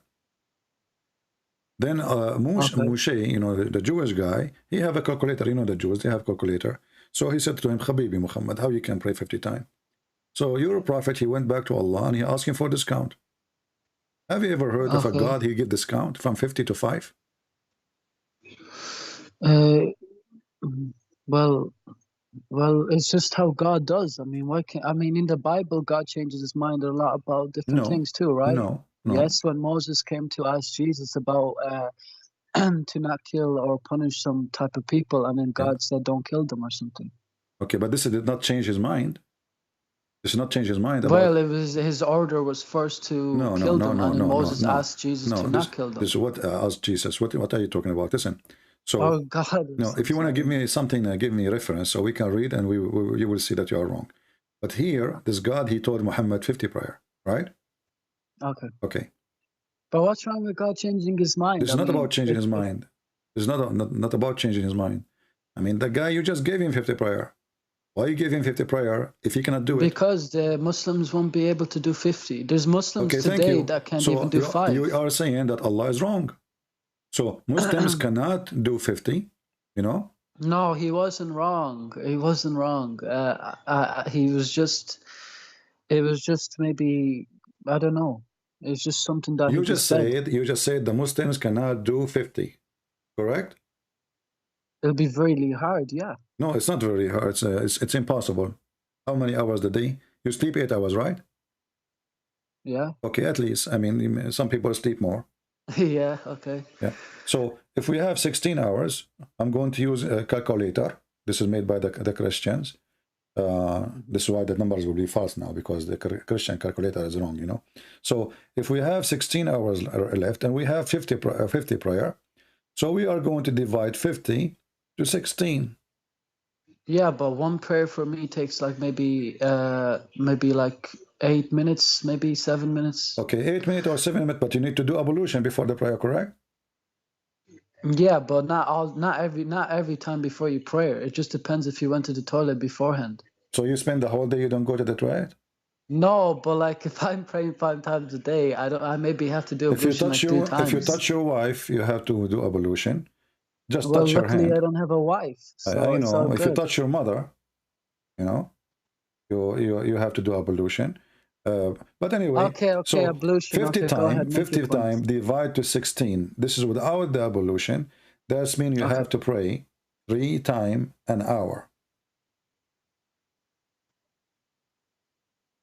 Correct? Okay. Okay. That means you have to pray every 20 minutes. No, not 3 times an hour. Why you say 3 times an hour? 15 divide to 16. We said we sleep 8 hours at least. Okay. I mean, you might people don't sleep 8 hours really. I mean, if you are well, I sleep about 9.5. Yeah, I sleep 24 hours. You know, I'm talking to you now, sleeping, by the way. Yeah, I'm a sleeping, talking person. Jibreel, you know, he's talking to you now. So, so this is impossible. And even the hadith says that, you know, the Musas, he told Muhammad, well, your people cannot do that, right? And obviously Muhammad, he is convinced, my people cannot do that. So Musas, he told him, go back to Allah and ask him to lower it. So from 50 to 5. Why Allah don't give him 5 from the beginning? I mean, what? Yeah. And how Musa is there, by the way? Isn't Musa is dead? Oh, his spirit is there. Huh? No, his spirit is there. No, he did not see spirit. He see spirit. His spirit is there. Yeah, that's what I said. His spirit is there. That's false, my friend. Because resurrection, after resurrection, prophets and a human being, all of them, their body resurrected with the soul. And then reunited. Oh, that reminds me of a question. I heard you say in one of your videos to a guy that in the surah in the Quran it says that before Muhammad all messengers passed away. Before what? Before Muhammad all messengers passed away. Yeah, the Quran says that, not me. Yeah, but but in the English translation it doesn't say all. Well, this is false translation as usual. What you expect? It says قد خلت. قد is حرف استحقاق. قد خلت. Okay. قد خلت من قبلهم, which means it's already accomplished. All messengers before them did pass away. Chapter 3. Okay. Chapter 3, verse 144. Chapter 5, verse number 75. Like here, chapter 5, verse number 75, it says, قَدْ خَلَتْ مِنْ قَبْلِهِ الرُّسُلِ. And the Messiah, the son of Maryam, he is just a messenger, and all messengers before him, they pass away. Let's click at the translation. Okay. The Muslim translation, they say many messengers were pass away, but that's not true. There's nowhere the word many is exist. And I changed any Muslim to show me where the word many is exist. It says, قَدْ خَلَتْ مِنْ قَبْلِهِ. All messengers before him, they pass away. You change the translator. This is Yusuf Ali. Let's see, different one. Let's see, this guy, Sarwar. You know? But Mary so all messengers, right? Was no more, was more than the messenger before whom lived many other messengers. What is that? This translation is using Google, maybe. Let us use different idiot. Shakir. Okay. Apostle before him have indeed passed away. The apostle, all of them. So, and this is contradiction, because even Muslim, they claim that there's a prophet, his name is Idris. Allah, he took him up to heaven. So is Idris in heaven or not? They will say, well, the Quran is not making it clear. Then, yeah, but it says before whom there lived many other messengers. That doesn't mean all. Many means like just like my friend, like the word many is not exist. You can take this. There is a Muslim website, Islam, I think Quran.com, something like this. You can move the mouse over the word, and they will explain, they will translate word by word. Okay, I believe you. Yeah. It's no, in Arabic, you don't right? need to believe me, my friend. You don't need to believe me. You can ask anyone. Go right now to ask anyone, or even those who you claim that they are teaching in the speaker corner. Tell them, can you show me the word many? Here we go. This verse in front of us. And here we go. Right. We have almost 1,400 Muslims, or I don't know how many, and more later. I have a challenge to any Muslim to show me the word many. Where is the word many? ما المسيح ابن مريم إلا رسول قد خلت من قبله الرسل. Where is many? There's no many. Messengers before him, they pass away, which mean all of them. And this is the same goes for the verses about Muhammad. وما And is محمد. Jesus dead in Islam, or is he No, he's like? alive. Because You I know are a Muslim. no, You I do not know. know that. You are eating too No, I much know in the hummus. Quran it says that. Chapter 3. Listen, chapter 3, verse 144 says, He was, Muhammad, yeah, I know. Muhammad is There no was a more guy than a that made messenger. it clear, but I'm saying that, like, if this verse says it, then how come the other verse says he wasn't dead? How come what? If this verse says that he didn't, like many messengers, like all messengers, according to you, died, but in the other verse, in the verse in the Quran, it says that he was made to appear to the Jews that he was, Yeah, or we to don't the want to Christians. mix the topic now. Just focus with me one thing.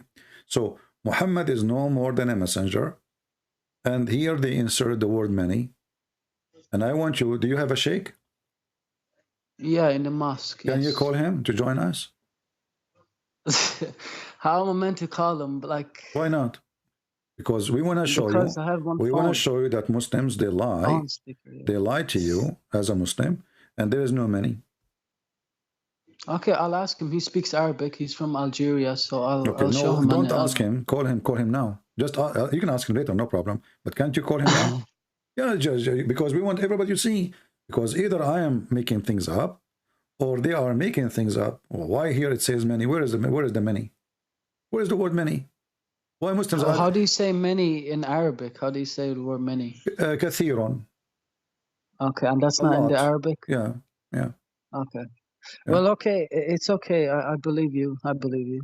So No, I don't want you just to believe me. I don't think he will answer because the guy is busy and he's probably in prayer. What is busy? Right He now has 4 wives making babies and getting welfare from the government? No, he's a imam. He leads prayers. And he's in work too, probably. I don't know. So. What lead the prayer? I mean, he just bend over, he makes some fart, and he make money. What does that mean? Is that a job?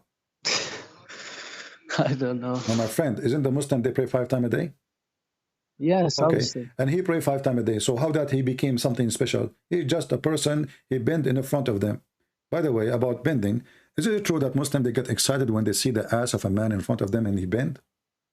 No. Okay, can you explain to me this hadith then? A bunch of Muslims, they come to the caliphate, Omar, and they were complaining that there's a Muslim imam who have a nice ass, and they get tempted by his ass, and they claim he is a feminist. So they are upset because this person, he is, tempting them, and they got horny. So, okay. Yeah, let us see the hadith here. Okay, here we go. This is Sahih Bukhari, and this is Sahih Hadith. I went to Uthman ibn Affan, sorry, Uthman, not Umar. Uthman, not Ibn Farouk, the one who somebody did, make fun of him. I went to Uthman bin Affan while he was be assigned, which means he became the Khalifa, and said to him, you are the chief of the Muslims in general, and you see what befalling to you. We are led the Salat in a prayer by a leader of Al-Fitna. Al-Fitna, do you know what fitna mean? Fitna? Yeah. No. A temptation, a troublemaker, like he's a person, he tempt people, Here between 2 brackets it says trial, affliction, etc. So the Muslim now, they are suffering from affliction, brother.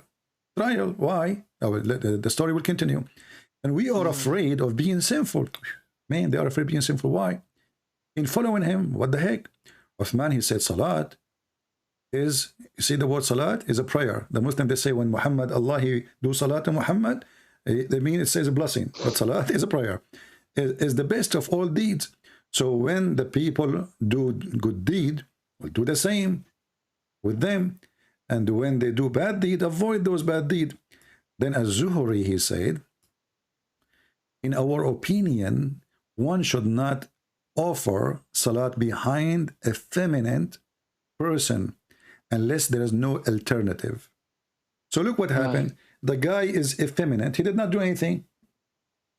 He is, like he's soft like a female, maybe. Maybe he don't have a beard. He don't have hair in his leg, or etc. So all what he did, he is leading the prayer now. He's the imam.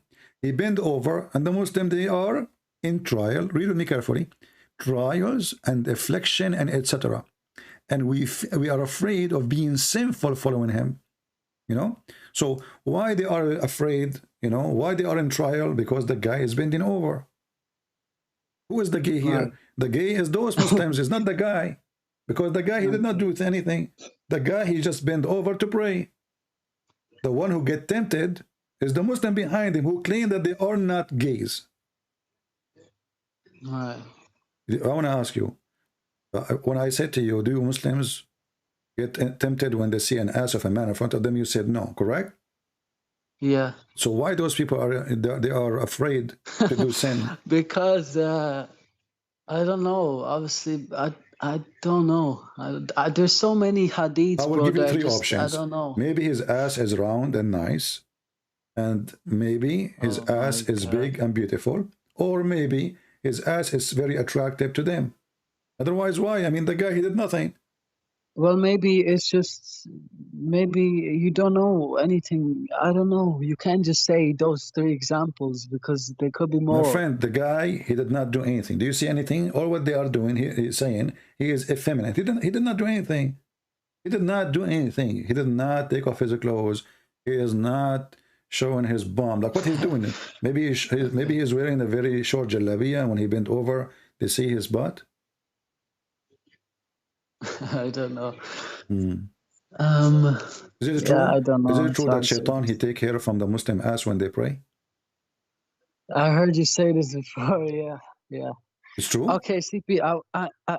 Can you? Because Allah in the Quran says if no, if hold this on, book was hold on. So is it true that shaitan take care from the anus of Muslims when they pray? Yes or no? Yeah, I heard you say this before. I know, yeah. but I'm not saying if you heard it or not. I'm asking you, did you experience? Is it true? Yeah. I don't believe so. No, I think that hadith is obviously made up. Oh, it's made up. Made up by who? By Yeah. the Muslim. The Muslim, they made up hadith. Well, Bukhari came like 180 years after, almost 200 years after Muhammad, and I just some deep. I believe are some I believe that are made up because there's so many weird things that are written in hadiths that I don't know. So what the Muslim do, and you are not different, obviously. You know, any hadith will make Muhammad look like stupid. No, it's not that. Well, I don't know. First of all, my friend, this is not true. It's proven scientifically that Muslims, when they pray, shaitan take hair from their anus. There is a scientist, he's from Japan, his name is Mr. Honda Suzuki Yamayama Toyota. He said that they made a scientific study and they put like a very slow motion camera, you know, and they noticed the shaitan is invisible. Remember that. Shaitan is invisible. So they notice that when a Muslim, he bend over to pray, shaitan, he come and he take hair from the Muslim anus and he caused them to fart, you know. And he was Satan, here we go. Verily, Allah Prophet says, verily Satan, he come to you while you are in prayer, and then he take, hair from your anus, from your buttocks, and he stretch it. This is painful, by the way. I mean, this is really painful. Yeah. Don't try it. Okay. And he stretch it, and he see the worshipper, until like he keep doing that until he caused the worshipper to break wind, and the wind is coming out of his anus. So you are confirming to me that you never experienced such a thing. No. Never ever. Not even once. I don't think there is a Muslim. I don't know. Like I mostly go off the Quran, to be honest with you, because the hadiths, like I believe some hadiths, but stories like these just make it a bit, I don't know. I don't know. I notice when I go to the mosque, when I used to be in the Middle East, I always go to pee in the mosque. And I notice how bad the smell is inside the mosque. And I think to myself, maybe the Prophet was truthful. This is why the mosque smells so bad. Everybody's farting because shaitan, he will not stop until he causes you fart, you know. But anyway, you know better because you are a Muslim. So after all what I said to you until now, I don't know this much. Until now, you are not convinced that Islam is false? Well, my main thing here was just to see if Muhammad like killed people or whatever in jihad. But I wanted to ask you just there, if because if the Quran has no mistakes, right, and no contradictions, then that's what Allah says in the Quran. He says if there's any mistake or contradiction, then it's not for me. So can you prove that statement? Well, mistakes, contradiction. I mean, I just showed you the bees. The Quran saying that bees eat Yeah, eat but fruit that's and the bees. something that I just have to Okay. think about. Just show me something that makes sense. All right. Because I will show you if there's something because makes one sense. mistake is too much But first, mistakes. I want you to understand my situation. I just received a message that my grandfather, he passed away. And he actually, they told me that he died a year ago.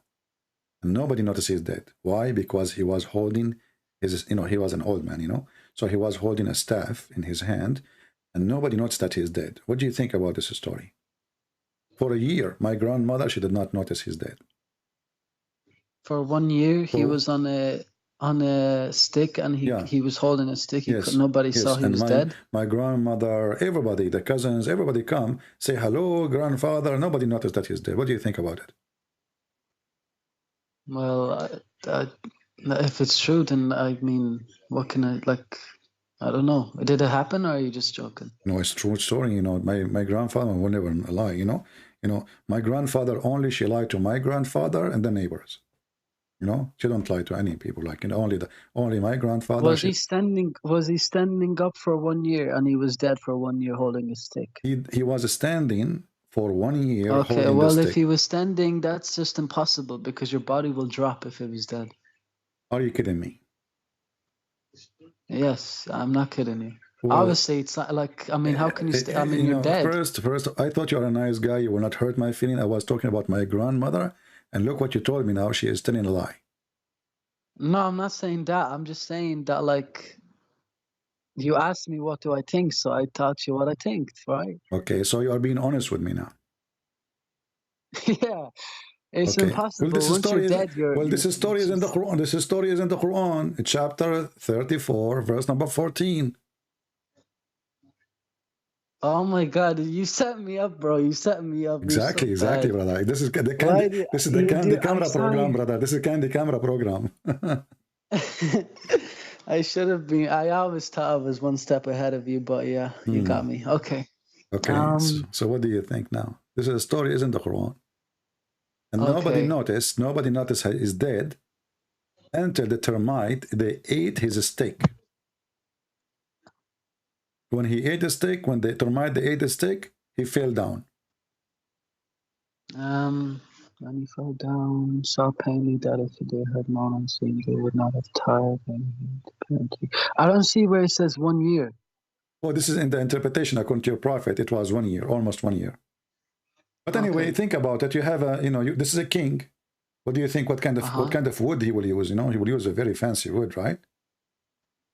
Okay. Something not cheap wood will die, So it's very fancy wood, and mostly is covered by gold and silver. You never know. This is his staff, the king.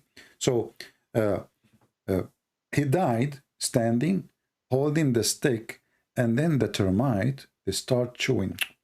They chew very, termite, they are small.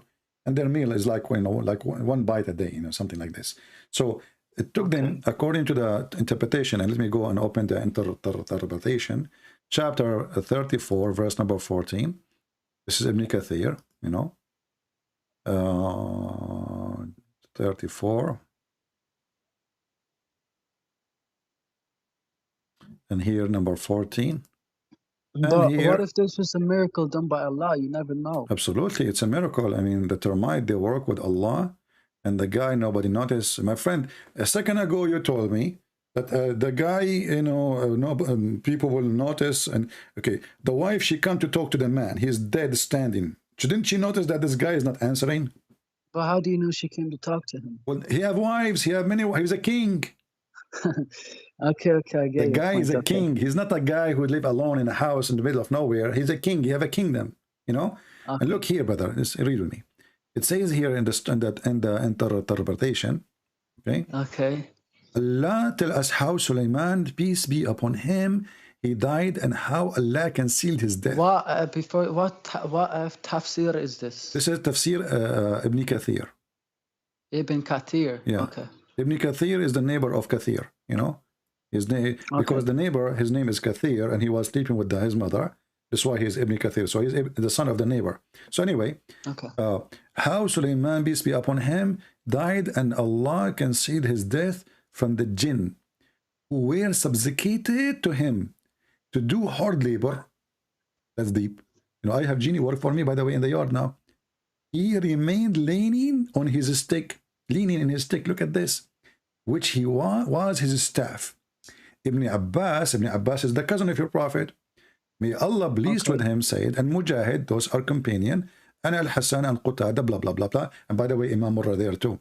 And others said, he stayed like a that. long time, I see. He stayed like that for a long time, nearly a year. Nearly a year. Okay. And listen, no, brother, the story is not over, brother. And when the creature of the earth, brother, which was kind of worm like termite, who ate through the stick, it became weak, and he fell in the ground, and become apparent that he died. What do you think about this story? No,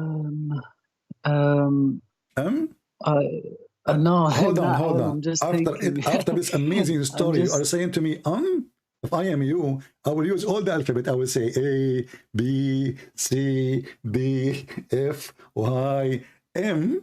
This is what you come with? M alone? This is a miracle, brother. No,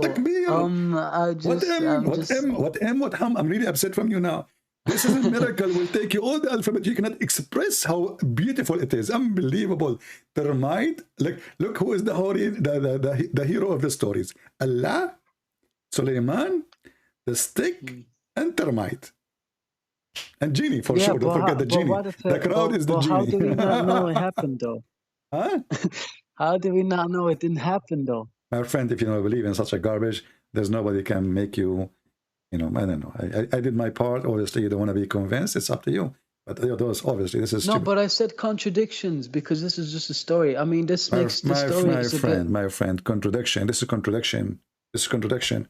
Because why did not notice that he did not, or he's not dead? Why did not notice? Not because Allah made them not to notice, because he is standing, leaning in his stick. Can you show me about the baby verse? How the baby is made in 23:14 of the Quran. Yeah. First of all, who made the baby? Who made the baby? It was the parents, right? No. The Quran says that the one who made the baby is the best of the creators. Okay. Best of the creators. What do you mean? Well, according to Muslims, there's many creators and Allah is the best. No, we have one creator. Okay, you mentioned to me contradiction, correct? Yeah. Okay.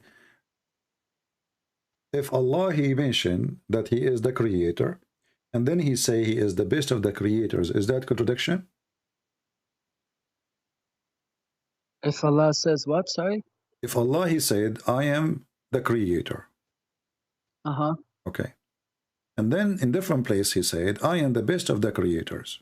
Where does he say I am the creator? Where? Chapter 23, verse number 14. And this is where he speak about the baby creation. Yeah, but this is the best of the creators I see on the screen. But where does it say I'm the only creator or the creator? Oh, okay. So let us see. We go here. Different verse. Because I heard you say Ahad does not mean one also. Yeah, but this is another story. Yeah. But if we go chapter 2, verse number 29, it says, هو الذي خلق لكم ما في الأرض جميعا. It is him who created everything in earth. Okay. Okay. Is that confirmed that he is the only one who created everything? Yeah. Okay. Yeah. And then if we go to the other verse, it says he is the best of the creators. So which one of them is true? Yeah, but humans are creators in a way, my friend, because no. You see, creator in a term of a religion is somebody. That's why here he is talking about creating the baby. Creator is someone who can give life, not somebody he made a bicycle. This is not a creation. This is a creative, not a creation. Being creative is to use material we have, to make a machine, but the machine is not heart and blood, and this is why the Quran in different verse says, are you going to worship gods who cannot even make a fly? Okay, so the Quran confirms that the one who deserves to be worshipped is the one who can make a fly. This is the chapter. Okay. This is the chapter 22, verse number 73. So he said to them, are you calling, which means God, instead of Allah, those gods who don't have a power even to create even a fly? Okay. So if you create a fly, you deserve to be worshipped, correct? Yeah. Okay. According to that verse, yeah. All right. This is a chapter 22, verse number 73. Now we go to the other verse. And then when Allah, he says, Allah is the one who created everything in earth. So he confirmed that there's no other person who created beside him. And then we go to the other person, and this is chapter 2, verse 29. And then we go to the other verse here, chapter 23, verse number 14, where it says Allah is the best of the creators. So is Allah is the only one who create everything in the earth? Or Allah is the best of the creators who create many things in the earth? I don't know what he means by creators, though. What does that mean? Creators mean creators. I mean, come on. Even this one, we need a dictionary. The creators. Yeah. Okay. Well, I'll ask the imam, but because I never heard of this thing. So no, hold on. Why you need to ask? You can ask an imam as you wish. This is not my business now. But I'm asking you why you need even to ask an imam about such a thing. It says creators. He will say to you the same. He will say to you bicycle. Somebody made a bicycle. But they can't explain it. But creator, I just showed you, according to Islam, the one who is a creator is the one who can create a fly. Quran, Quran give definition for that, not me. So making a bicycle is not a creator. This is a creative. Building a house and being a creative. You know, making a truck, this is a creative. No, because we have all the elements on earth anyway, so we just make things, put them together, right? Now, the one who can create a fly is the creator, and Allah saying he is the best of the creators. That means there's others who they are a creator too. Okay. This is the contradiction. Now, hold on. We just showed you the verse where it says, if you can create a fly, you are God, right? Yeah. Okay, chapter 22, verse number 73. But isn't the Quran says that Jesus, he created from the mud a bird? Yeah. Okay, so the one who can create a fly. But by whose will, though? At the end of that doesn't matter. verse. Who is the creator now? Jesus. The Quran claimed that Allah gave Jesus the power. No problem. But he have it now. He's a creator. All right, okay. Okay, so how Allah is the only creator who created everything in earth, and Jesus, he create birds. So Allah did not create everything in earth. But he did, like, but Jesus only made a bird, though, not the earth. My friend, if he made one bird or 10,000 chicken, doesn't matter. Is everything in earth is made by Allah, or there is some of it, or some of it made by Jesus? Well, there was one fly that was made by one bird made by First of all, Jesus. where it says there's only one fly or one bird, where it says that? It says, I create for you.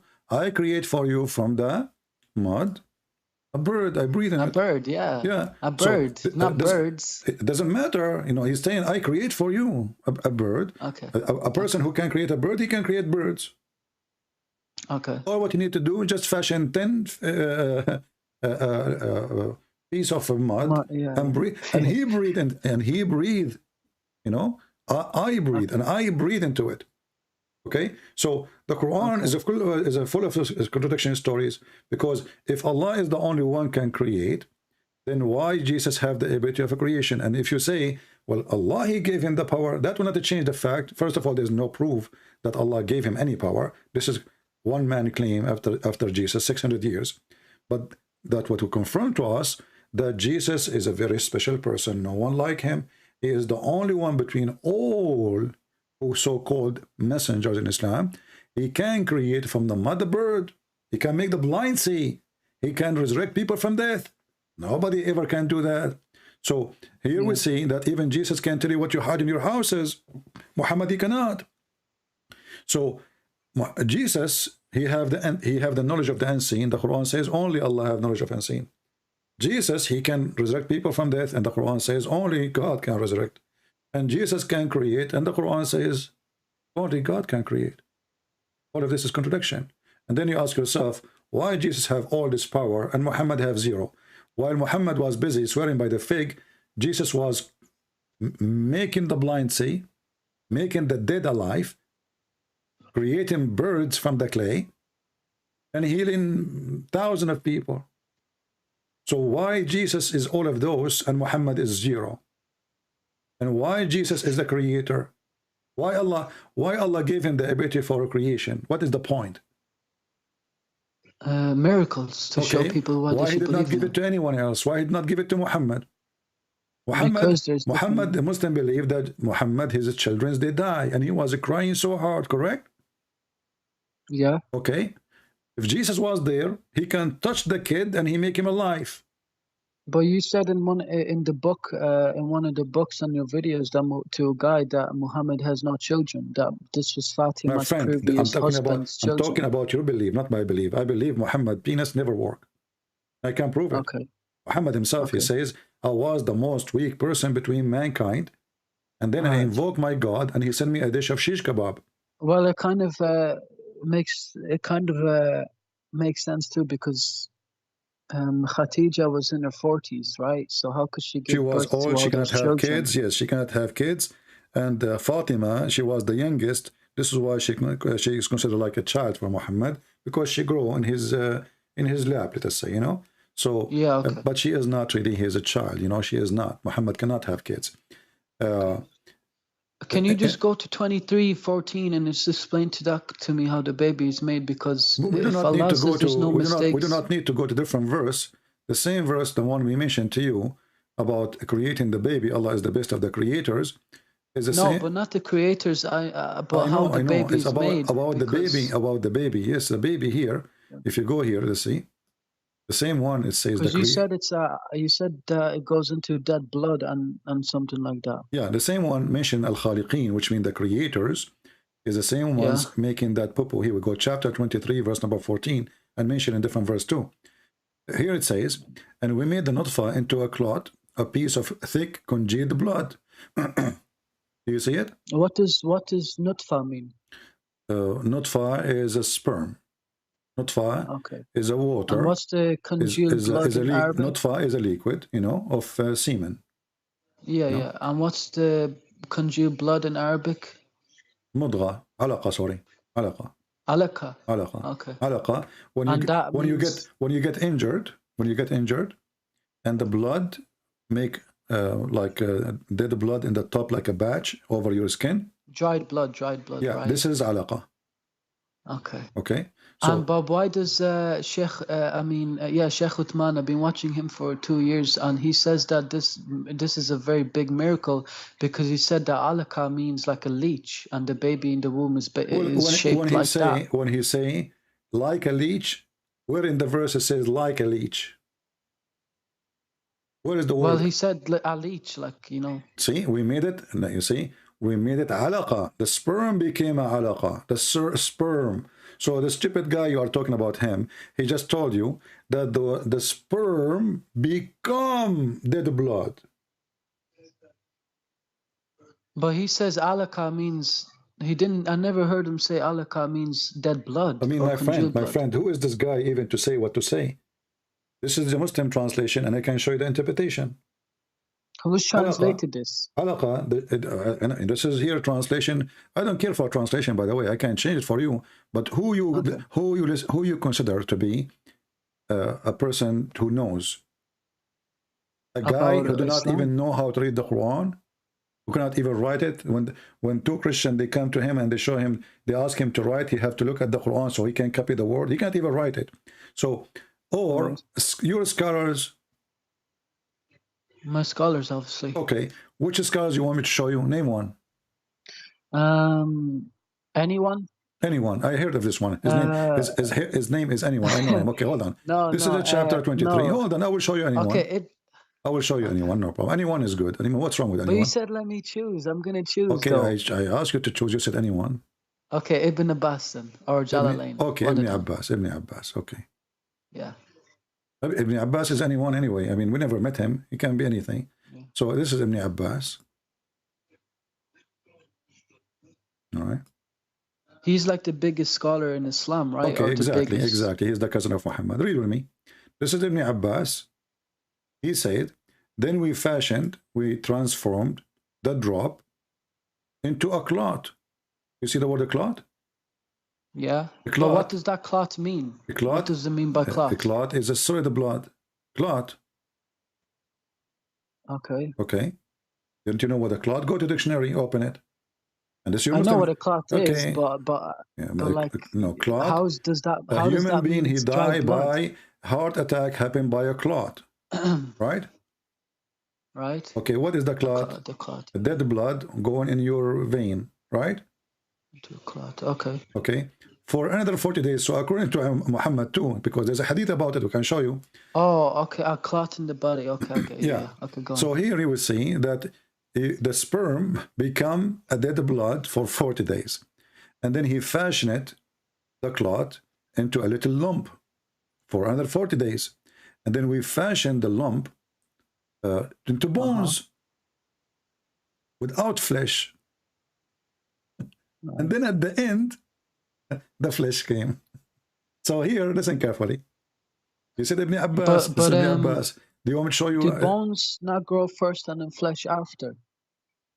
My friend, Or do they grow the process of a baby, everything is developing in the same time. So the cells, they start being, you know, like exist in the early stages, but they will not become like a full heart until a certain time. But the heart cell is there, you know.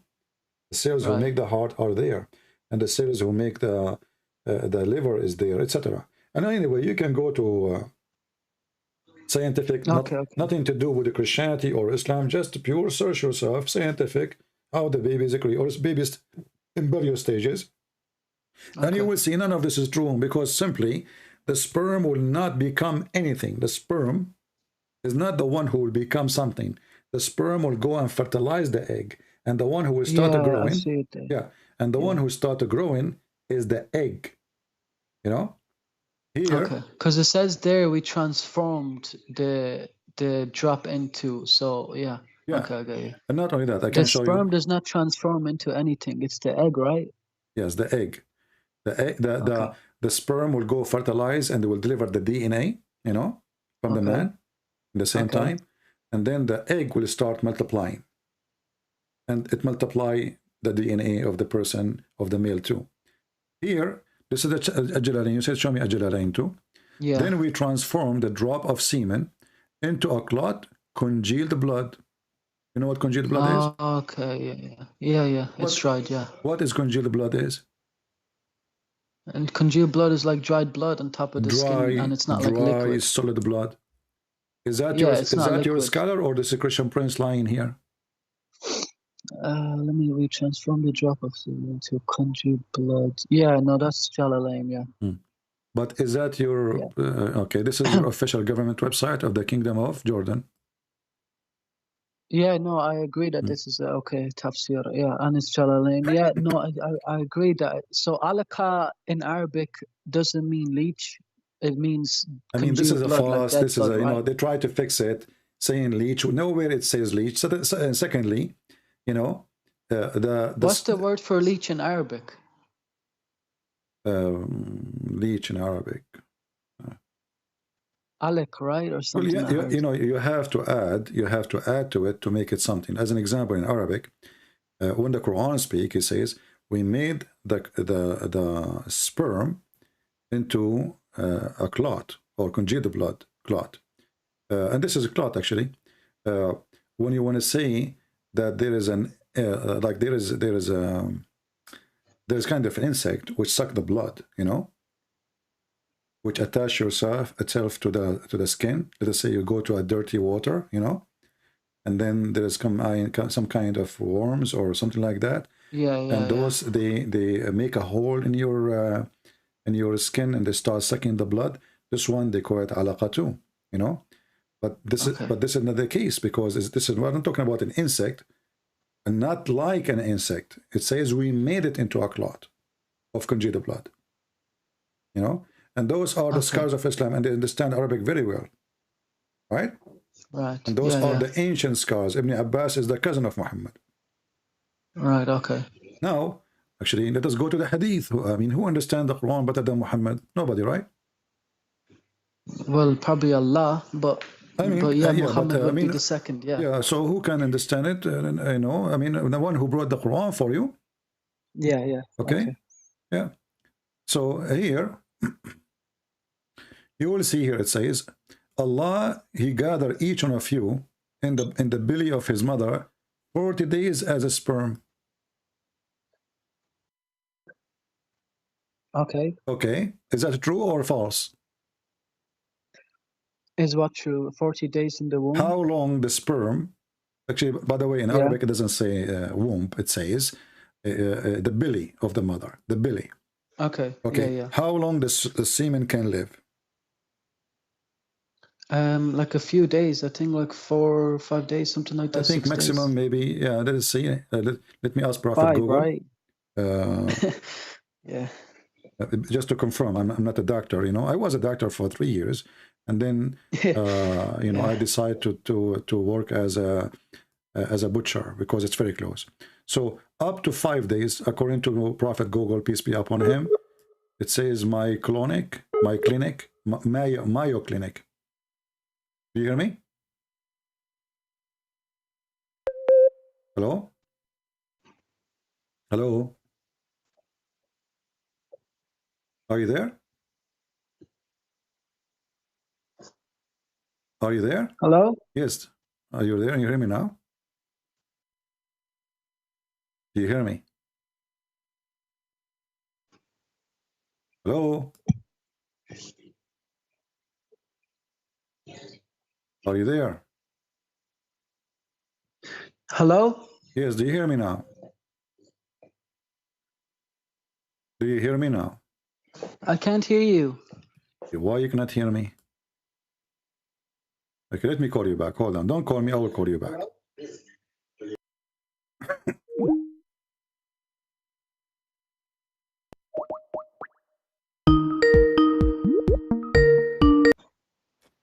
Hello. Oh, Yes. do you hear me now? Okay. Yeah. According to Prophet, his name is Mayo Clinic. Semen, sperm can remain alive to maximum of 5 days. Yeah. Okay? Okay. So when Muhammad, he says 40 days, it's a lie. Okay. So this is the semen alone. And then the semen become, the Muslim here, the line translation saying become a clinging. No, it says become a clot, not became a clinging. And then that clot become like a piece of meat. And this is different hadith here.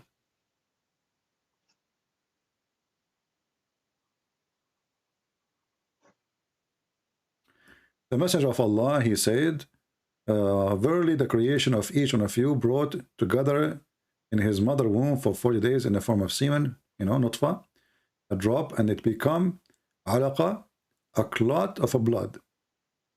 Do you see it? Yeah, I see. So now go and search and find who is the doctor he agree that the first stage of a baby is semen become blood.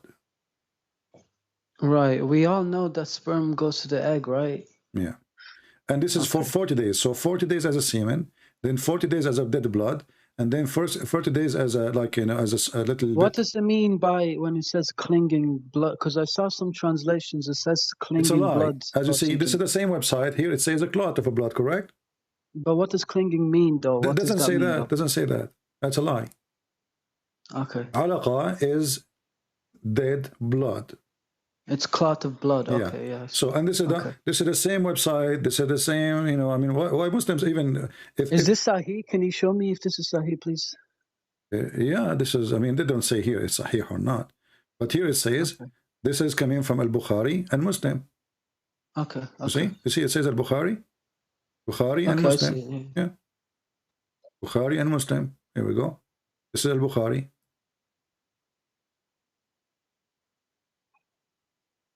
This is Al-Bukhari now. A clot of thick blood. Do you see it? This is even more clear. And this is the translation of who? The Muslims, right? Right. So people like this Sheikh Uthman, they are the dummy one. Try to fix it, duct tape. Shame on them. They have no. You see, a true believer, he say, "Well, this is what Muhammad said. You like it, like it. You don't like it, who care?"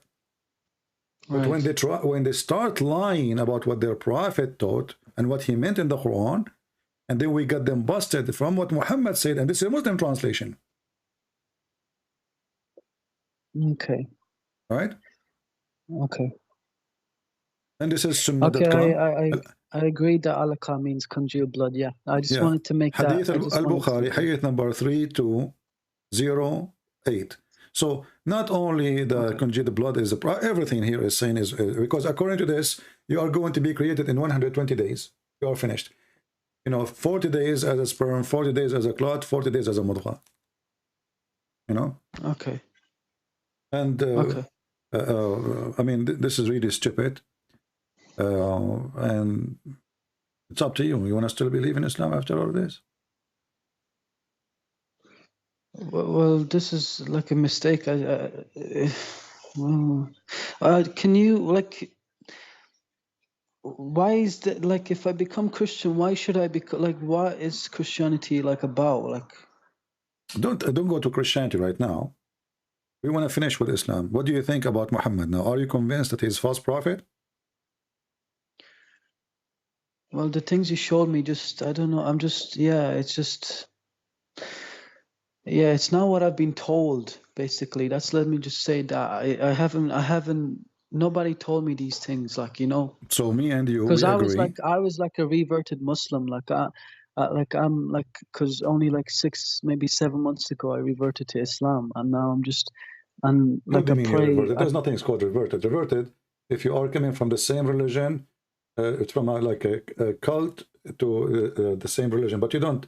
Muslim, they don't have the same God. We don't have the same God of Islam. So reverted is a false statement. Secondly, No, are you but saying in Islam, that you used to be Muslim. what you used to be? I wasn't like I was born in a Christian family, but I left. I was 80. I was like agnostic for a few years, then I became a Muslim. So you were agnostic and you became not you did not revert. You became a pervert. Because when you convert to Islam, no, don't be insulted. I'm not insulting you. When you converted to Islam, you become a pervert who believe that there's a God who will make your penis endless, and he will give you a lot of women to F them if you believe in him. This is pervert belief. No, that's not This is true. what it is. You believe then, when you become a Muslim, that you can have sex with the children. Didn't Muhammad have sex? I don't believe that. Well, it's not up to you. He did that, but that was because back then it was a tradition. Okay, you are saying to me that the best man, who is the best example for you, he did it, but you will not do it. You are better than him. No, because back then it was normal. There's nothing called normal, my friend. A child is a child. Even dogs don't do that. I mean, come on. A dog, if you don't, he sniff the dog, and if she is a female ready, he go for her. If she is not, he would not. Have you ever heard see a big dog jumping over? No, I haven't. Okay, even dogs don't do that. So, so this is Muhammad. He is a human being. He is not a dog, supposedly, and he is doing what dogs don't do. So when somebody, but what if back then the 9-year-olds were mature, like compared to now my today? friend? Even Aisha, even the hadith says that Aisha, she never have her period until she passed the 14. After 14, there's no such Muslim. No, she was 9. He waited till she was 9. No. I'm saying that Aisha, she did not. No, first of all, he married her at the age of 6. So by 6, she is his wife. He was molesting her, playing with her private part until she became 9, and then he did intercourse. Yeah, why did he wait those 3 years? Because he will kill her if she is so small, obviously. No, he won't kill her. How can you kill somebody like that? You can't kill a child. You can't kill a child. If you are a grown man and you rape a child, you can't kill her. She will bleed to death. What do you mean you can't kill her? But that's why he waited till she was 9. Okay. So obviously she menstruated when she was 9. No, she is not. I can show you even the reference. If you go to the Middle East or even here in Europe, or anywhere, there's a lot of kids that mature at 9, 10. Okay. But okay, what we will do with the reference says that Aisha at the age of 14, still she don't have... Okay, show me. Okay, show me. Okay, hold on. Let me show you. Give me a second.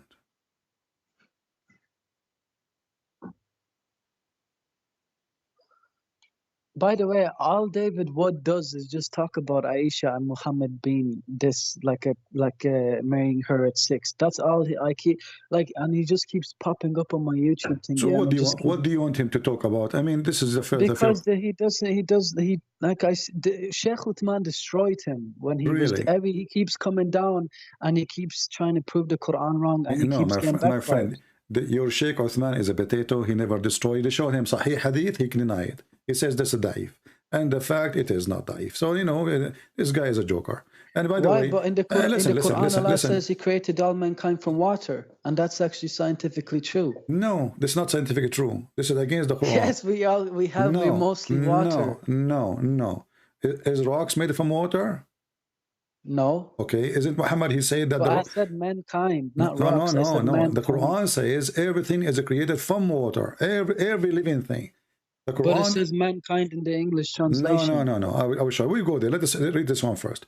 Do you see the hadith here in front of us about Aisha? Yeah. Okay. I used to play. Wait. It's slowly coming up. Okay, go ahead. I used to play with the dolls in the presence of the Prophet. She's playing with the dolls. Okay. This was before, obviously. Okay, she's a wife now. And my girlfriend also used to play with me. So this is in the house of Muhammad when she is a wife. And Allah Messenger used to enter my dwelling, my room, and they used to hide themselves. They were just a bunch of kids. But the Prophet would call them to join to play with me. Hey, come back, play with her. And they playing with dolls. Similar image is forbidden. But it was allowed at that time for Aisha, as she was little girl and not reached the age of puberty. Do you see it? I heard this hadith in the speaker's corner. Shamsi said that the last parts, what's his name, Barry or something, that last part in brackets, the things in brackets, those are added on. They're not but this is Sahih Bukhari, and this is your scholars. So the scholars, they say you take what Shamsi say, the guy who have no teeth. I mean, this is funny. So this is what you Muslim do.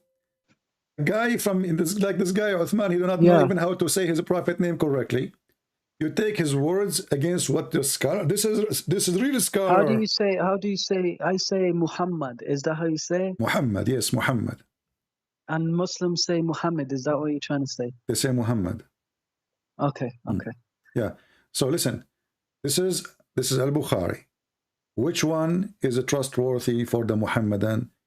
Abdul Uthman, the shoppy boy, or Al-Bukhari? Al-Bukhari, but like I said, the ones in brackets are not part of Al-Bukhari. But No,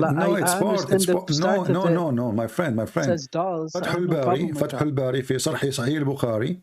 This is explanation for Al-Bukhari. So when he explained that, he is confirming that he is not. Where did he get this information from? Just out of his own mind, or from other sources? The same as Al-Bukhari. Where he got this information from? So you are. So how come you don't ask Shamsi, the guy in the street, the guy who have no teeth? Where do you get this information from? He was there. No. Okay, he's a scholar. No. So who's he? YouTuber? He's just a part of the Dawah team. He's YouTuber. Yeah, well, he has a lot of knowledge. Hey, my friend. What is confirmed is that she is now a wife. She is in the bedroom of Muhammad, and still she is playing with the dolls. Can we confirm that now? Yes, I agree with that. Yes. So, what kind of a prophet? What is the interest of a man at this age? To go. How old was he? Muhammad, when he married her, he was 54 years old. 51, right? 54. No, he was 51. No, he was 54 years old.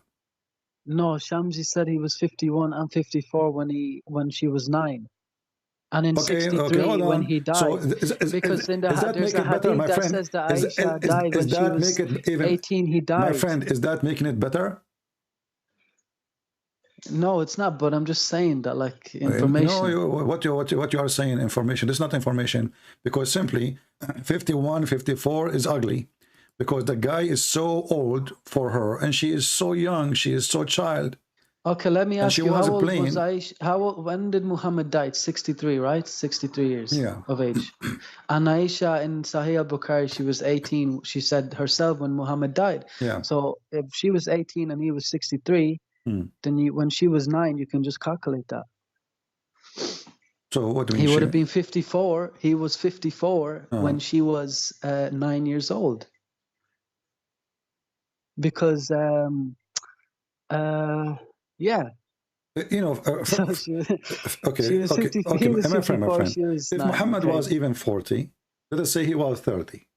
You know what? Okay. He was 18. Are you happy now? Aisha, when Muhammad he died, she was going in her 18. And remember, Islamic calendar, if she is 6, that means she is 5. If she is 7, that means she is 6. Yeah, I heard that, yeah. All right. So she was in our calendar, she was not even 6.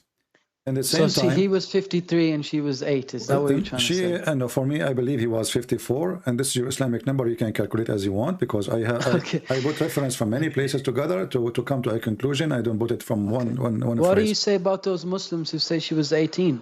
Because there's books written on it. Well, from, the Muslim themselves, they have fatwas making fun of those who say she was 18. You know, and if the Muslims they say she was 18, then the Quran and the Hadith is a fraud. Because Aisha, she said, where in the Quran says that? Well, the Quran, there's a chapter, it's called the chapter of divorce, speaking about divorcing children who never have their menstruation. No, that's not children. That's not Nisa. In our al-Nisa means women, not children. No, Nisa mean women. I agree. You know, but here it's coming. The chapter is called the chapter of Nisa. You know. The women, but children but we are not talking about that chapter. We are my friend, a woman when she reaches the age of puberty. My friend, we are not even talking about the chapter of An-Nisa. We are talking about chapter 65, verse number 4. All right. Yeah, that's what I'm trying to say. The verse is Al-Nisa. Okay, read with me carefully. When they say of your women, you know, this is the wrong phrase made by Allah. Why? Because why those women, they don't have their period yet, if they are women? How you call them? Because there's because there's many women even in this society, in this world today, that cannot actually that have something like medical problems, that they cannot have menstruation, and they're women. Are you making explanation for the verse now because you are a scholar, or you are making things according to your understanding up? No, but you asked me if she's a woman. Why is she? Aren't you the one who says to me, I like Ibn Abbas? Okay, go to Ibn Abbas. Okay, Ibn Abbas is the biggest scholar. You are the one who named him. Yeah. Okay, and this is the chapter 65. Okay. And this is verse number 4. And let us see what Ibn Abbas will say. Here we go. Okay. All right, read with me. Okay.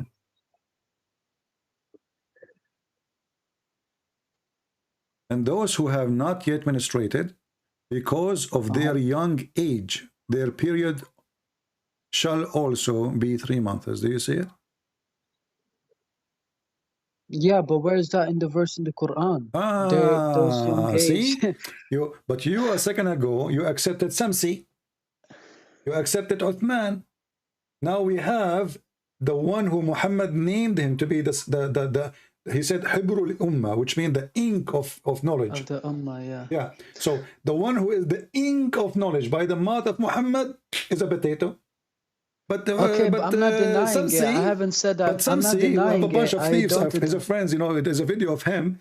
His friends, they are robbing people. He went to them. He says, "Brother, we can't rob those Muslims. He's a Muslim. We can't rob him. Which means we can't rob a Christian. We can't rob a Muslim." He said in Speaker's Corner to a Christian that Allah does not enter His creation like God in Christianity. Well, that is fraud too, because we can show you that again. Because Allah does not need to enter His creation. There's a video of Mimi Hijab saying, yes, Allah, He entered His creation. This guy is stupid. But he said He doesn't. We can prove that to be the opposite. But now, focus with me. We don't want to keep jumping like monkeys from place to place. Do you see here it says, because of their young ages? Yes, I see that. I understand that. Do you think really Ibn Abbas, the cousin of your prophet, the companion, he have a wrong understanding of the Quran? And Samsi, from a Speaker Corner, he has a better understanding? No, but I know Muhammad Hijab agreed, you know, my friend, that this is when a Muslim he starts saying but, when a Muslim he starts saying but, say hello to but.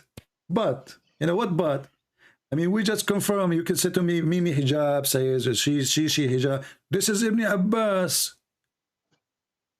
What but? Okay, I agree. But Okay, what does so why you are bringing but to our conversation? How does the verse explain it? But the verse says women, not young ages, though, right? My friend, no, it says because how they are women and they are very young. It says in front of you why they are not having a period because of their young ages. So they are children. In young age, we don't call women in Islam young age. Don't bring the word but here. It doesn't work. It doesn't help you. Okay. No but, you know. The but of Mimi hijab will not help you, and the but of Samsi will not help you because simply. So what you're saying is this verse allows pedophilia. Well, Muhammad is not only allowed pedophilia because you see when a child, the one you mentioned, Mimi hijab, right? It says yes. There's no place in the Quran. It says the age, what age, you know, and. Muslims agree that you can have you can have sexual relationship with a child, and there's no image, there's no limitation of age. I heard him say that. Okay. And he said if his daughter she is ready, he feels she is ready, he will say to her, go for it, right? Right. Okay. Ali Dawah said the same. Right. If his daughter was 9. So if his daughter she is 5 and she is ready, what does that mean? She's horny? No, for marriage. But how he knew she is ready for marriage? He opened the door, he saw her touching herself? I don't know. But marriage she has is no different period from yet, intercourse. and what does that mean? I mean, what she is ready? This is a pedophile religion. And remember that if Muhammad, he says, don't marry children, every Muslim will make fun of anyone who marry child. But because Muhammad did it, everybody is saying it's okay, it's true, it's fine, no problem, it is healthy, it is scientific, you know. This is the hypocrisy of the Muhammadan. The same when they laugh at the Christians. You will see every Muslim making fun of the Jesus being God, but you will not see a Muslim making fun of Jesus being born of a virgin. Why? Because the Quran confirmed that. If that verse does not exist in the Quran, trust me, all the Abdul, they will making fun of this. Islam is a religion of hypocrites, liars, and they are sneaky and they try to play like a snake. The second we show them the reference from their books and their scholars, and this is the campaign of Muhammad and his cousin, right away you bring me the word but. There's no but here. Either we accept the but of. I accept his tafsir. I accept Ibn Abbas because he's just he's the biggest in Islam, and he's So okay, so then don't mention to me Sisi and Susu and Dudu. It doesn't work, you know. Okay. Yeah, and not only that. What the topic I said to you, we'll talk about later. The water of mankind. We created everything from water, right? Every living thing. All mankind. Yeah, because no, it doesn't say. That, how could friend, Allah know this? No, it doesn't say mankind. In the different verse in the Quran says we created every living thing from water. Correct? Yeah, every living thing. Yeah. All right.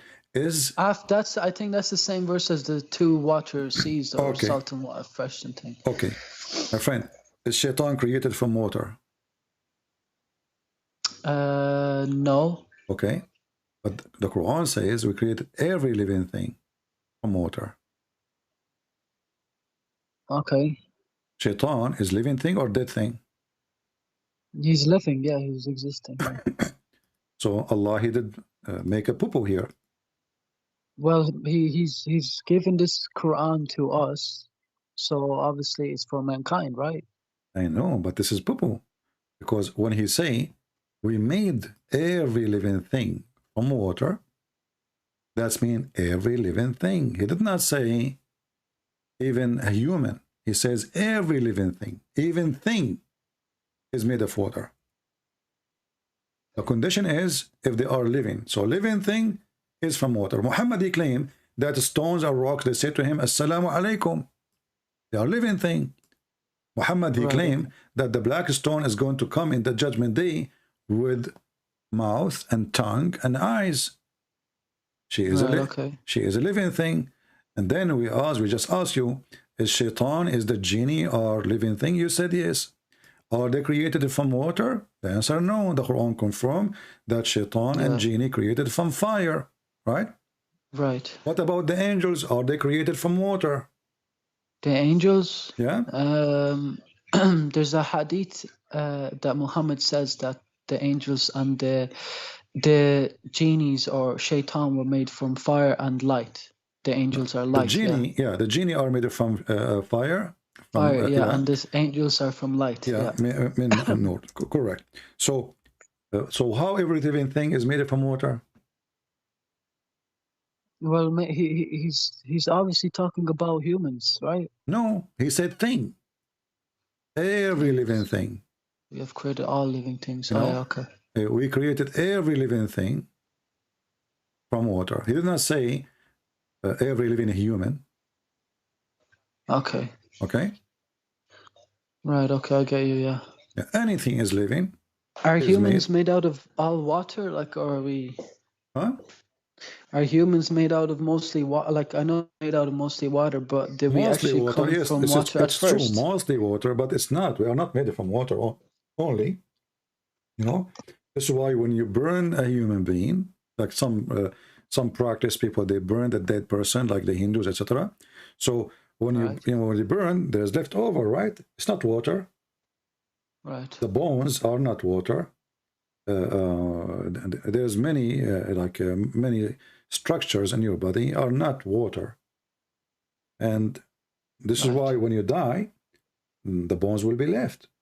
They are not water. Otherwise, the water will go. You know. So this is another mistake too. But as you see, this is a contradiction. Every living thing is made from water, but the angels are not made from water. And what about the Quran? The Quran is not a living thing because it's not like... Who said so? Well, it's a book, so how can it live? Who said it's a book? Well, it's like... Well, the words are not books, but they're compiled into a book, written down. My friend, is it Allah he says, or Muhammad said, that the Quran will come as a... I don't know what the word in English. Inspiration? No, he will come as a pale man. Okay, yeah. Did he say that? I never heard of that, no. Okay, let me show you the hadith. Okay. The Quran will come as a white man?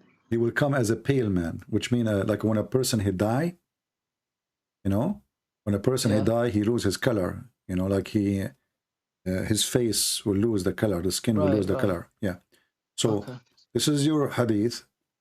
In the day of resurrection, the Quran will come as a pale man. So he will come as a man, but he is like a dead man. Is the Quran made from a living water, from water? No, because the word is from Allah, so it's from His mind. So. You said to me, you mentioned, now I remember, you mentioned if God can be inside His creation or not, right? Yeah, in Islam He can't. Okay, Quran is not created, correct? Quran is not created, no. Okay.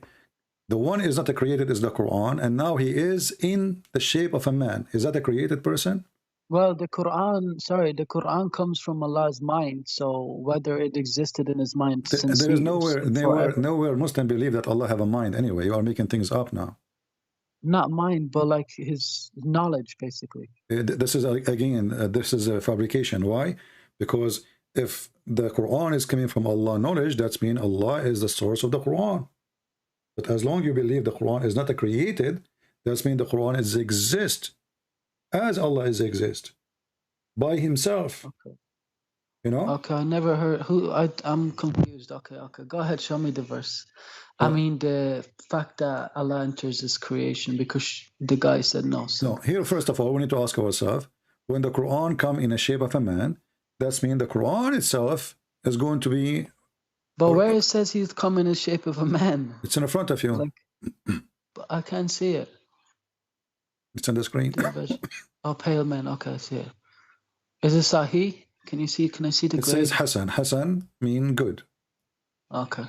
And is that accepted too? Sunan Ibn Majah 3781. Sorry. Okay. Okay. The Quran will come on the day just mean like a pale man. Okay. Now, do Allah go inside His creation now? Does Allah go? No, because the Quran is not Allah. Okay. No, Allah. Here actually, Muslim have a problem because now we have to divine. If the word of Allah is divine, and Allah is divine, and Allah is not created, and the Quran not created, so we have uncreated too. Yeah, but Allah is above the 7 heavens. Doesn't matter. Doesn't matter, my friend. He never enters the 7 heavens. My never. friend, hold on. As long the Quran is not created, who care where the Quran is? It's in the 7 heaven or 7-11. It's not created. Simple. So Okay. as long it's not created, it's mean Allah has nothing to do with making the Quran come to existence. Right, okay. Okay, so the Quran is exist even if Allah doesn't exist. The Quran exists even if Allah never existed. Yes, because the Quran isn't created by Allah. Who said that the Quran is not created by Allah? You just said to me the Quran is not created. Well, I don't know if it's created or not, because it's from Allah, so how can My it not friend, be you created? are the one who said to me a second ago, I asked you, is the Quran created? You said no. The Quran is created. Well, I don't think so. Like, yeah. Okay, I so don't is the believe Quran, I so. want to confirm to me, is the Quran is created or not created? Is the Quran created or not created? Is the words, like the recitation of the words? You know, don't play the game recitation. We're talking about the Quran, whatever Allah has said. Is it created or not? It's from His knowledge. Oh, okay. Is it created or not? Is it? It's not created, no. Okay. So as long as it's not created, it means it's not created by Allah. If Allah have knowledge about the Quran, will that make me Allah too? Because I have knowledge of the Quran. No, okay, then it's not created. It is created, sorry, by Allah. Okay, yeah. as long as you just said it's created, that's mean you left Islam, because Muslims who believe Quran is created are not Muslim no more. That's not true. Okay, here we go. Well, who told you? Nobody said no. To leave Islam, you have to not believe in Allah and Muhammad. Exactly. You believe in Allah and Muhammad, not, you know, Muhammad is God. So here, if you go and search right now, No, Prophet. search for fatwa, you will see, is the Quran is it created? They will see the answer, no. Muslim, they cannot believe in such a thing. Where does it say that? This is the fatwa. The Quran is the word of Allah. May He exalted and is not created. Fatwa number, as you see here, Can you send a link? Can you send a 227. link I in will the chat? post it in the chat. I will post it in the chat. Yeah. You know, and here it says he is debating somebody is a Christian. Maybe this is debating me, and is asking if Allah is, you know, the Quran is created. You know, is the Quran is created or not? The answer first, you know, the Quran isn't created. The Quran is the word of Allah. If the Quran is not created, that doesn't mean that it's from Allah. Is that what you're saying? My friend, hold on, one by one. The Quran is the answer. This is the scars of Islam today. You know, the terrorist. Right. Okay. Right. The Quran is the Quran is the word of Allah, may be exalted and not created. Okay. Okay. All right. So if you do believe that Quran Not is created, yeah. they will kill you. The words of There- Allah are not created. There's a caliphate. He killed a man. He killed him like a goat just because he said the Quran is created. You can go and search Can about you it. just post the link for me, please? All right. I will give you. So anyway, I will post the link. And who is this transmitted by? Who's like the This is one of the donkeys of Islam. Who care? I mean, there's many donkeys. I'm just showing you your donkeys, what I can do. Okay. Yeah. Some they say he's a big donkey, mule maybe. I don't know. But he's a donkey for me. Okay. Yeah. Because this is how stupid this religion is. They say to us there's one God, and then they come to us and they say Quran is not created. So now we have God is not created, Quran is not created. This is stupid. So if Quran is not created and Allah is not created, that means they are two individual and they are separated and they are not one entity. And when the Quran then came to existence, it was eternal. As long as the Quran is eternal, that means it exists the same as Allah exists, independent from Allah, not part of Allah, and exists by itself. So now we have to divine. All right. Okay. Okay. Yeah. Now, if you focus with me here, this is the Quran coming in the shape of a man, which is very stupid to say. But if you go, you will see that Allah Himself will come in the shape of a Muslims Yeah. don't explain what shape is, but obviously, you know, a scary shape. Look at this hadith, and this is Sahih al-Bukhari. They ask Muhammad, are we going to see Allah? You know, are we going to see Allah? Muhammad, he says, yeah. Muhammad, he cannot keep his mouth shut. You know, you have to make some poo-poo. It's a specialty. So, well, he's a prophet, yeah. Yeah, he's a prophet, so he has to make poo-poo, you know, big poo-poo. So are we going to see Allah? They said, yeah. Do you have difficulty when you see the sun in a clear sky or the moon in a clear sky? They said, no. He said, this is how you will see Allah. But let us see here what Muhammad, he will say.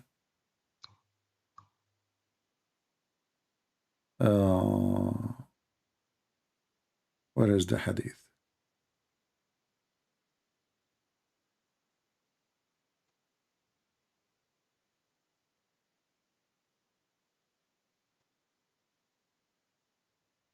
Read this hadith with me. This is Sahih al-Bukhari. Hadith number 4581. It says here that long hadith, you know, we don't want to waste our time. We will go where Allah, he comes in a shape.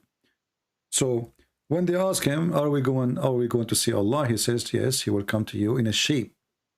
Allah, the Lord of the world, would come to them in a shape nearest to the picture they had in their mind, which is a turtle.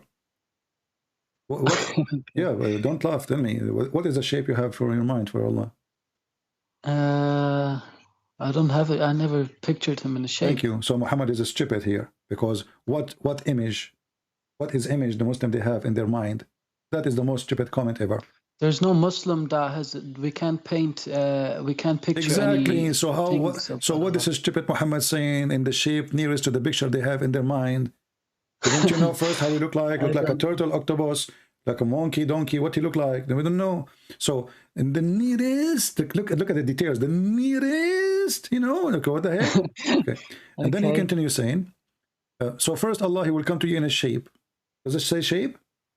Yeah, it says shape. Yeah. Is that the word? Is the word shape present physical? Physique. A shape would be physical if it's coming to people. Yeah. Yeah. Shape is something occupying a space. That's what shape is, right? Yeah. So he will come to them in a shape, and the Muslims will not believe in him, and then Allah will come to them in other shape. Okay.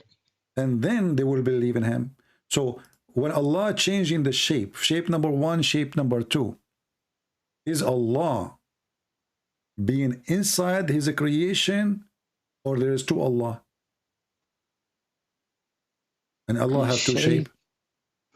I don't know. Apparently to this hadith, he's gone into two shapes. Yeah. Yeah.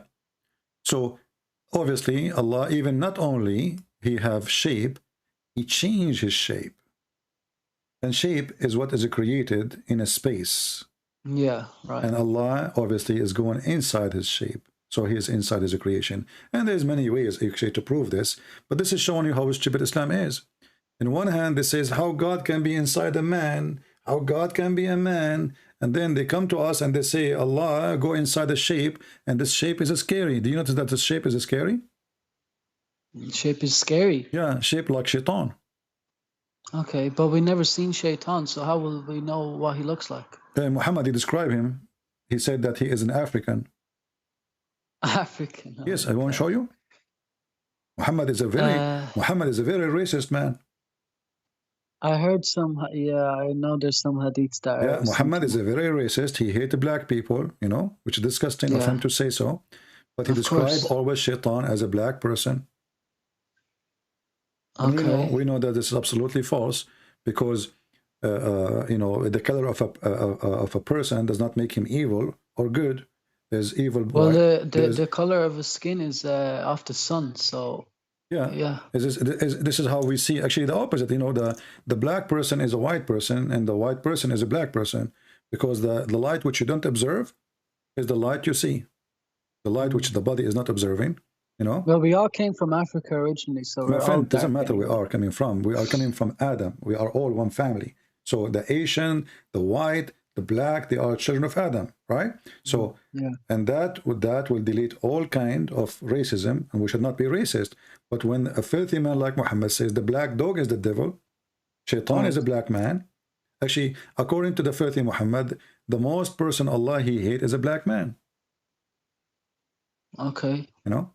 But let us focus here in the shape. So Allah, not only he have shape, Allah he changed his shape. Right, okay. Okay, yeah. Why Allah he changed his shape? What do you think? Why Allah has changed his shape? He's playing hide and seek. Look, he come to them in a shape. It says here, Allah will come to them in a shape other than the one they know. And he will say, I am your Lord. They will say to him, get lost. Get lost, you son of idiot. You are not our Allah. But in Islam we never believe that Allah will ever come in a shape, or he has a shape. No, you do. This is Sahih Bukhari. Yeah, but according to this, I understand that. According to all the scholars, no. According to scholars, you can search right now in YouTube. You will see Allah, he have hands, Allah have foot, Allah have fingers. But they're not the fingers they're not like they are us, shape, though. my friend. Finger is a shape. Finger is a physical thing, you know? Right, okay. Do you see the story of Uthman? He was driving in the road. A guy gave him a finger, you know? They have a fight. So that is the finger. He gave him the finger of Allah. So Allah. The blood looks very fake to me, though. Blood looks fake, though, a bit. Look like tomato sauce. I don't know. Ketchup. But anyway, Allah have 5 fingers. Why he have 5 fingers? Where does it say he has 5 fingers? You go just right now, search in YouTube. I mean, there's in this reference, my friend. You are a Muslim who knows nothing. I do. I never heard he has 5 fingers. Okay. I know he has if hands. We go right now, if we go right now, and hands on the right side, right too. Okay, hold on.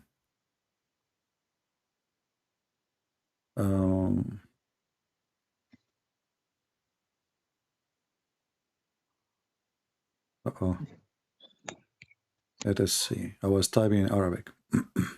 It's okay.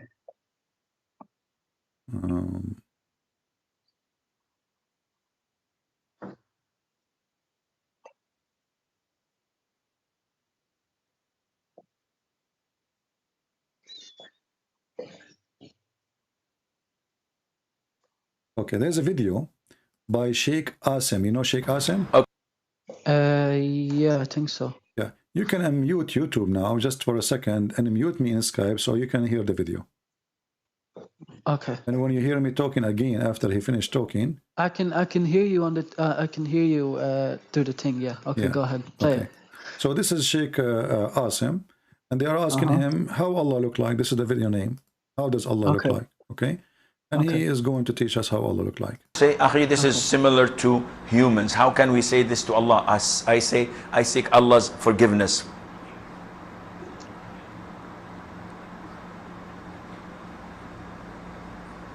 So I would say to those who claim this, Akhi, this word is known, but the meaning is different. When I say that an elephant has a leg, and I have a leg, and an ant has a leg, are the legs similar? Definitely not. And Allah Azza wa Jal has the highest example. We do not Azza wa Jal simulate him to any of his creatures. But you believe that Allah is alive.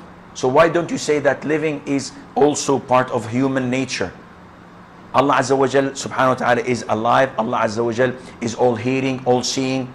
So Allah sees and Allah hears, and I hear and I see. But there is no resemblance, none whatsoever, except in the description. Therefore, you have to believe in the things that Allah described himself, in the things that the Prophet described his Lord Azza wa Jal, and take it as it is without any addition. Without any addition. Let me play actually the part I want to play. And here Allah Azza wa Jal is referring to himself by saying that his face will remain, which means Allah Azza wa Jal subhanahu wa ta'ala will not perish. He is the first without a beginning, and he is the last without an ending. Azza wa Jal. He's the creator of the all, what you see and what you do not see. And he's not created, and he does not die, and he does not have an ending, subhanahu wa ta'ala. So Allah described in the Quran that he has a face. Allah described in the Quran that he has 2 hands.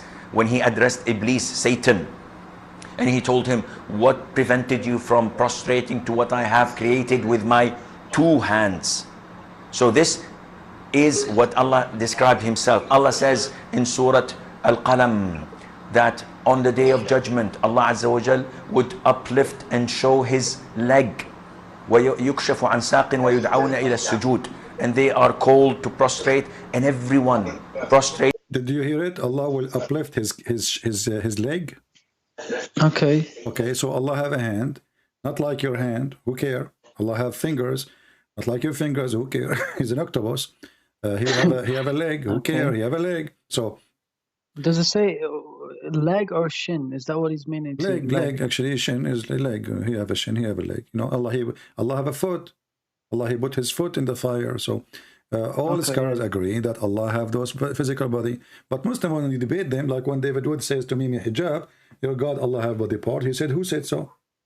Yeah, right. Because they are liars. They lie. This is how they can make themselves look like they are winning a debate by mockery.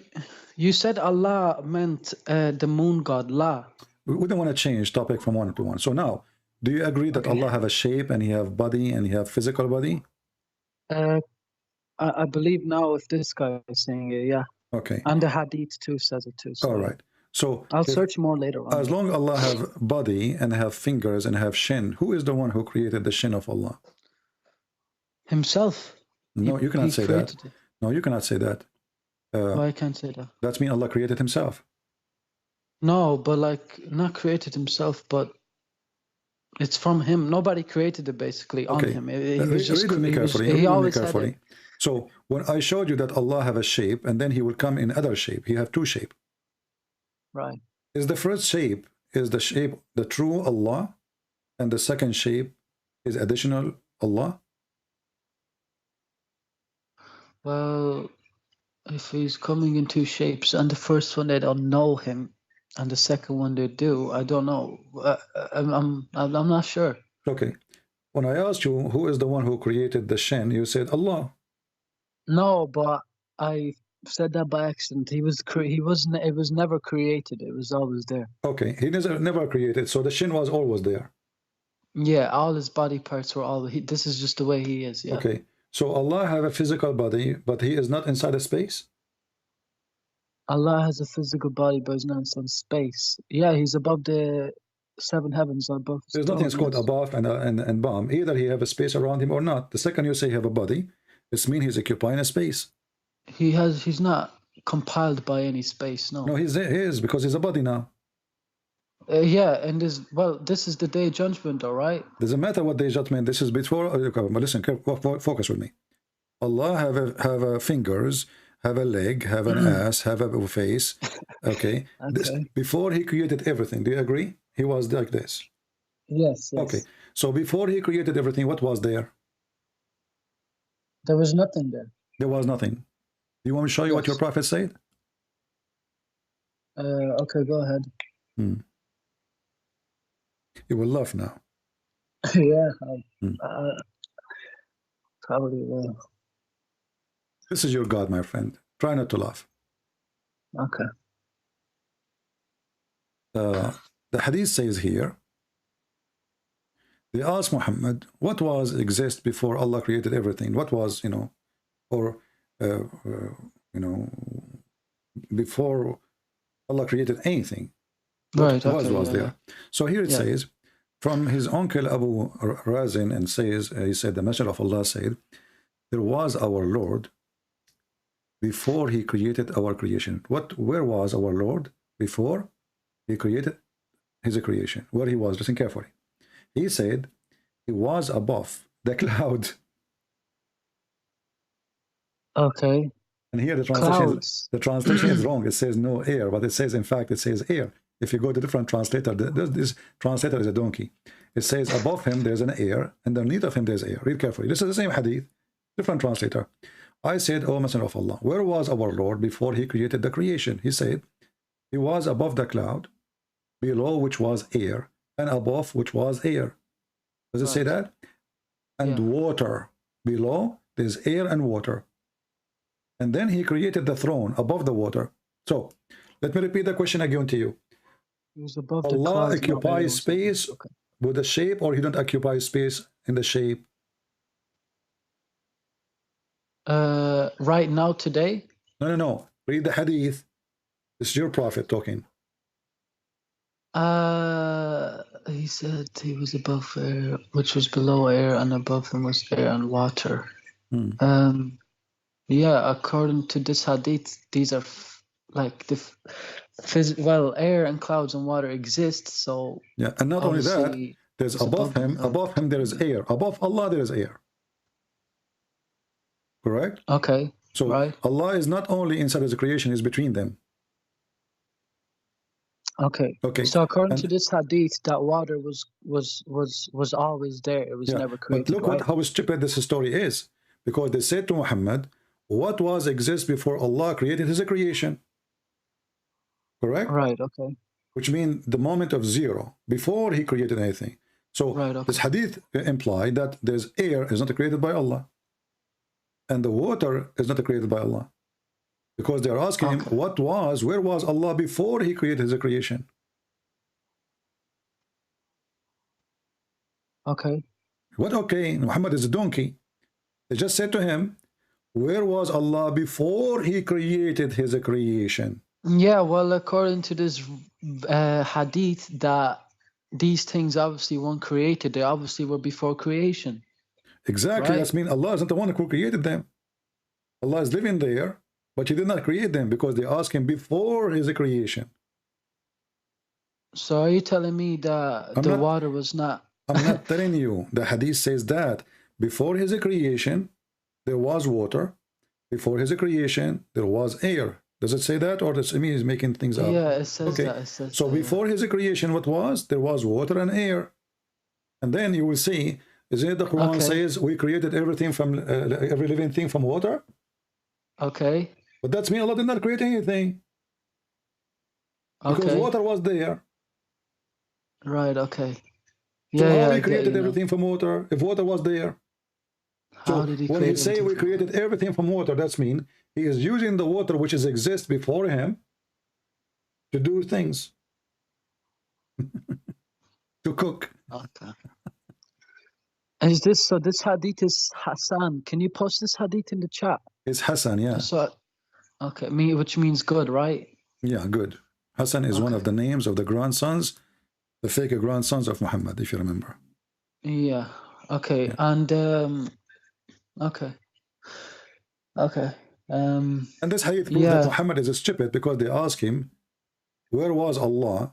And the answer is, above him there is air, underneath there is air, and there's water. I mean, where is that? I mean, look at the stupid answer. So I asked me, where is God? I say to you, above him there's a grass, underneath of him there's a grass. But where is that? Right, okay. We did not even ask him what is above him and what is underneath him. We are asking him, where is Allah? Where He was? The answer is, He was, in the top of Him there is air, underneath there is air and water. That is, this guy is mentally ill. This guy is stupid. He cannot comprehend even a question. So my friend, it's a bit, you are laughing at Muhammad now, and this is a good news. No, not laughing at you are him. laughing. You are laughing. So did you decide to leave? Did you decide to leave Islam, my friend?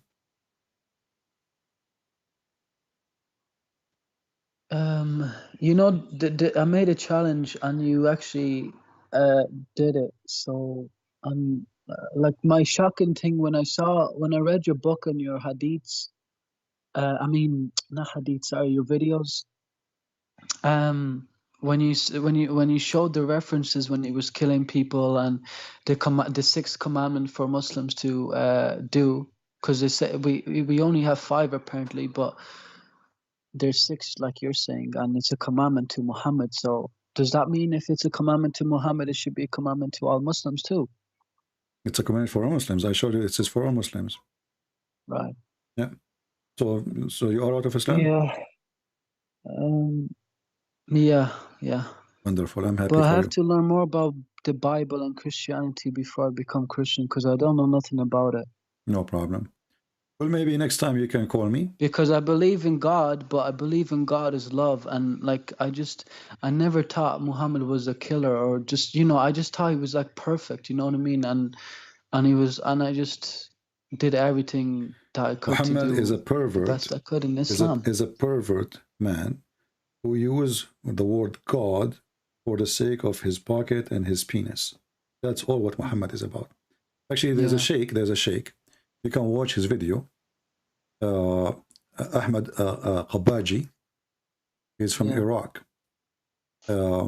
He was making he make videos, you know, to explain the stupidity of Muhammad. But he's a sheikh, you know, he's a sheikh. And actually, this video here in front of me. So he, you know, if you read the title here, he says, "This is book of God, the most stupid, silly book ever." But he's a sheikh. Right. You know, and they cannot say to you, he don't speak Arabic, he do not know Arabic. This is very well known sheikh. So he's still a Muslim, by the way, but he say the Quran we have today, it cannot be the book of God. Okay. No? So he say he's a Muslim, you know, but he is making fun of the Quran. He says, this is book of God. This is the most stupid book ever. The things you showed me about how the baby is created is wrong. My friend, everything in this religion is wrong. Because God, he don't even remember which one he created first, the sky or or the earth, the stars or the trees. I mean. Yeah, I heard that one. Yeah. So my friend, I'm really happy for you that you decide to leave Islam. And I'm glad that I accept your challenge, even though I was really terrified because, as you know, I do not know much. So maybe I hope soon you will read the Bible and you will learn more and you will come back to Christ so he can save you. Because, my friend, your life can be taken from you today and then sorrow will not help you. So I invite you as soon as possible to come back to Jesus and accept him as your Lord, as your Savior. For the God of sex, he cannot, obviously. This is a sexual God, pervert God, pervert prophet, pervert religion. So Jesus is the only one. His name is holy. His life is holy. His act is holy. And holy is his word. And he do say what he do. And he do what he say. And this is how you know who you should follow. Muhammad, he say things, he do something different. And actually, even the good things he say is evil. So how we can even compare? Happy for you. Thank you for calling me. And I hope soon you will call me to tell me that you decide to accept Jesus as your Savior. Yes, I will learn more. Thank you. Take care, my friend. Bye-bye. Bye-bye. All right. I think we have enough for today. Taking calls in Skype was a long call. For how long? Yeah, it's almost 3 hours. Well, at least we were able to take this man out of this garbage. But sadly now, he is not going to have endless penis. But maybe you need to think about it in a positive way. You live in England, in London, where parking spot is limited, and you have an endless penis. I mean, that's not right. You know? If you live in Arizona, in the open desert, or Las Vegas, and your penis is endless, I mean, it can be used for oil purpose. Like now, Biden, he want to send gas to Europe. We can have a contract with your penis to use it as a pipeline, you know, or maybe a cable for the internet. I mean, even the promises of Muhammad is so stupid, so perverted promises, but they are so stupid. I mean, even the endless penis, like, what the heck is that? I'm so glad he did not promise us an endless nose. So your wife is next to you and your penis is endless. And honey, where's your penis? Let me see. I cannot see him. Give me the telescope, okay? The telescope cannot reach it really because it's so endless, like the galaxies now. Okay, husband, how are we going to have sex? Oh, I think you have to go to the other side of the world so we can have sex. Because he is very, excuse my language, he is very, very straight, you know, he's very tough now. And we cannot make you turn, sorry, it's going to break. And what a promise, man. Shaitan take hair from their anus. Shaitan sleep on your nose. Shaitan piss in your ears. Shaitan hold himself around your penis. What a pervert. And then the Muslim, they say to you, oh, Christian Prince keep talking about sex. Do you have anything in your religion except sex? Aren't you worshipping, believing, praying, killing, doing jihad for the sake of penis? And then you're asking me, what do you talk about sex? This is your religion. But I will talk about, in the best scenario, when Allah decides not to talk about sex, He talk about big boobs. Big boobs flying in the wind, which is really scary. I mean, imagine if those women, they hit you with their boobs. Did you watch the movie of Al-Qaddafi, the dictator? You know, when one of his bodyguards, she break the brick with her boobs. I mean, those boobs are so big. A God, He promised us big boobs. Is that a booby trap? What if you put your head between her boobs and she smash your head? They're so big. Endless penis, endless. Her ass is 1 mile. I mean, how come the penis is so endless, but the ass is 1 mile of the women? And how the ass is 1 mile and her vagina is endless too? وَفَرْجٌ يَسَعُ ذَلِكَ. And a vagina fit for that penis. And why we need women with big boobs? And where is the word women, by the way? In the verse, there's no women. It says, and big boobs. Huge boobs. You know? In the heaven of Allah, I'm sure they will open a special, like, a special care unit in the hospitals for boobs injury. Like somebody, like the husband come to the hospital because he was hit by one of the nipples. If the boobs is so big, the nipple is how big they are and how sharp. What this religion is about. And if the ass of the women is 1 mile, how big is her poo-poo? And where you can get her a panty? What about the bra? You will go bankrupt. What a great religion. It's an amazing religion. Makes sense. Everything in this religion makes sense. Everything in this religion. Shaitan take hair from their anus. I mean, conspiracy is all over. Shaitan wrapped himself around the penis. Shaitan sleep in your nose. Piss in your ears. Right? And they believe because Prophet of Allah, he told the truth. Thank you all for being here. Later we are going to update you about the date. We mentioned that we are going to take 3 days a week to be fixed date to go live on air, and we will update you what those dates are, and then we can go from there. And I will go between those 3 days still, but there's a 3 days is going to be fixed date, or maybe 2 days, we will see, which means you will know that every day in this, it doesn't matter what week, every day like this day, etc., Christian Prince will be live on certain time. This is fixed date and fixed time. So we will announce it, and you are welcome to join us. Thank you all for being here. May the Lord bless you. Pray for this gentleman to see the truth, and the truth will set him free. He's already out of Islam, but already he started the way to find better truth. Let us say the salvation, not better truth. The salvation, the true way, the only way. That is the way of Christ. God bless you. Christ is Lord, and we are here to help the Muslims. We don't hate them. We will never hate them. Never hate them, because if you hate them, you become like Muhammad. You become evil like Muhammad. Don't do that. Love never fail, and we will never fail. In the name of Jesus. Thank you. God bless you.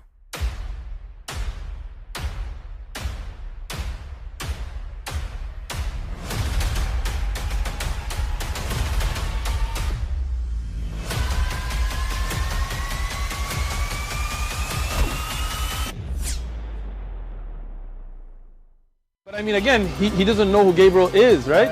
Because he didn't come from an Abrahamic faith. The people of Mecca were pagan. The Quran is mentioned, if this book was from other than God, they would have found in it many contradictions. If a book is without contradictions, that has no bearing on whether it comes from God or not. I've had phone books that are inerrant, but I certainly don't think God gave them. That we believe without understanding. The brother asked a very important question, that most of the scholars say that listening to music, watching movies, and most of the television programs, they're haram. So how can we have fun? Let me tell you, brother, at the outset, that having fun is permitted in Islam as long as the fun is halal fun. That the standard narrative has holes in it. The Prophet tells us because Satan or the devil sleeps over our nostrils. Those who oversleep and not pray Fajr on time, Satan urinates in their ears. I really do think Jesus was crucified and that he really was dead and buried. He thought that he was a son of God in the sense that he was specially chosen by God. I think Jesus really did think he was going to be the Messiah, the future king of Israel. I mean, that is, after all, why they crucified him.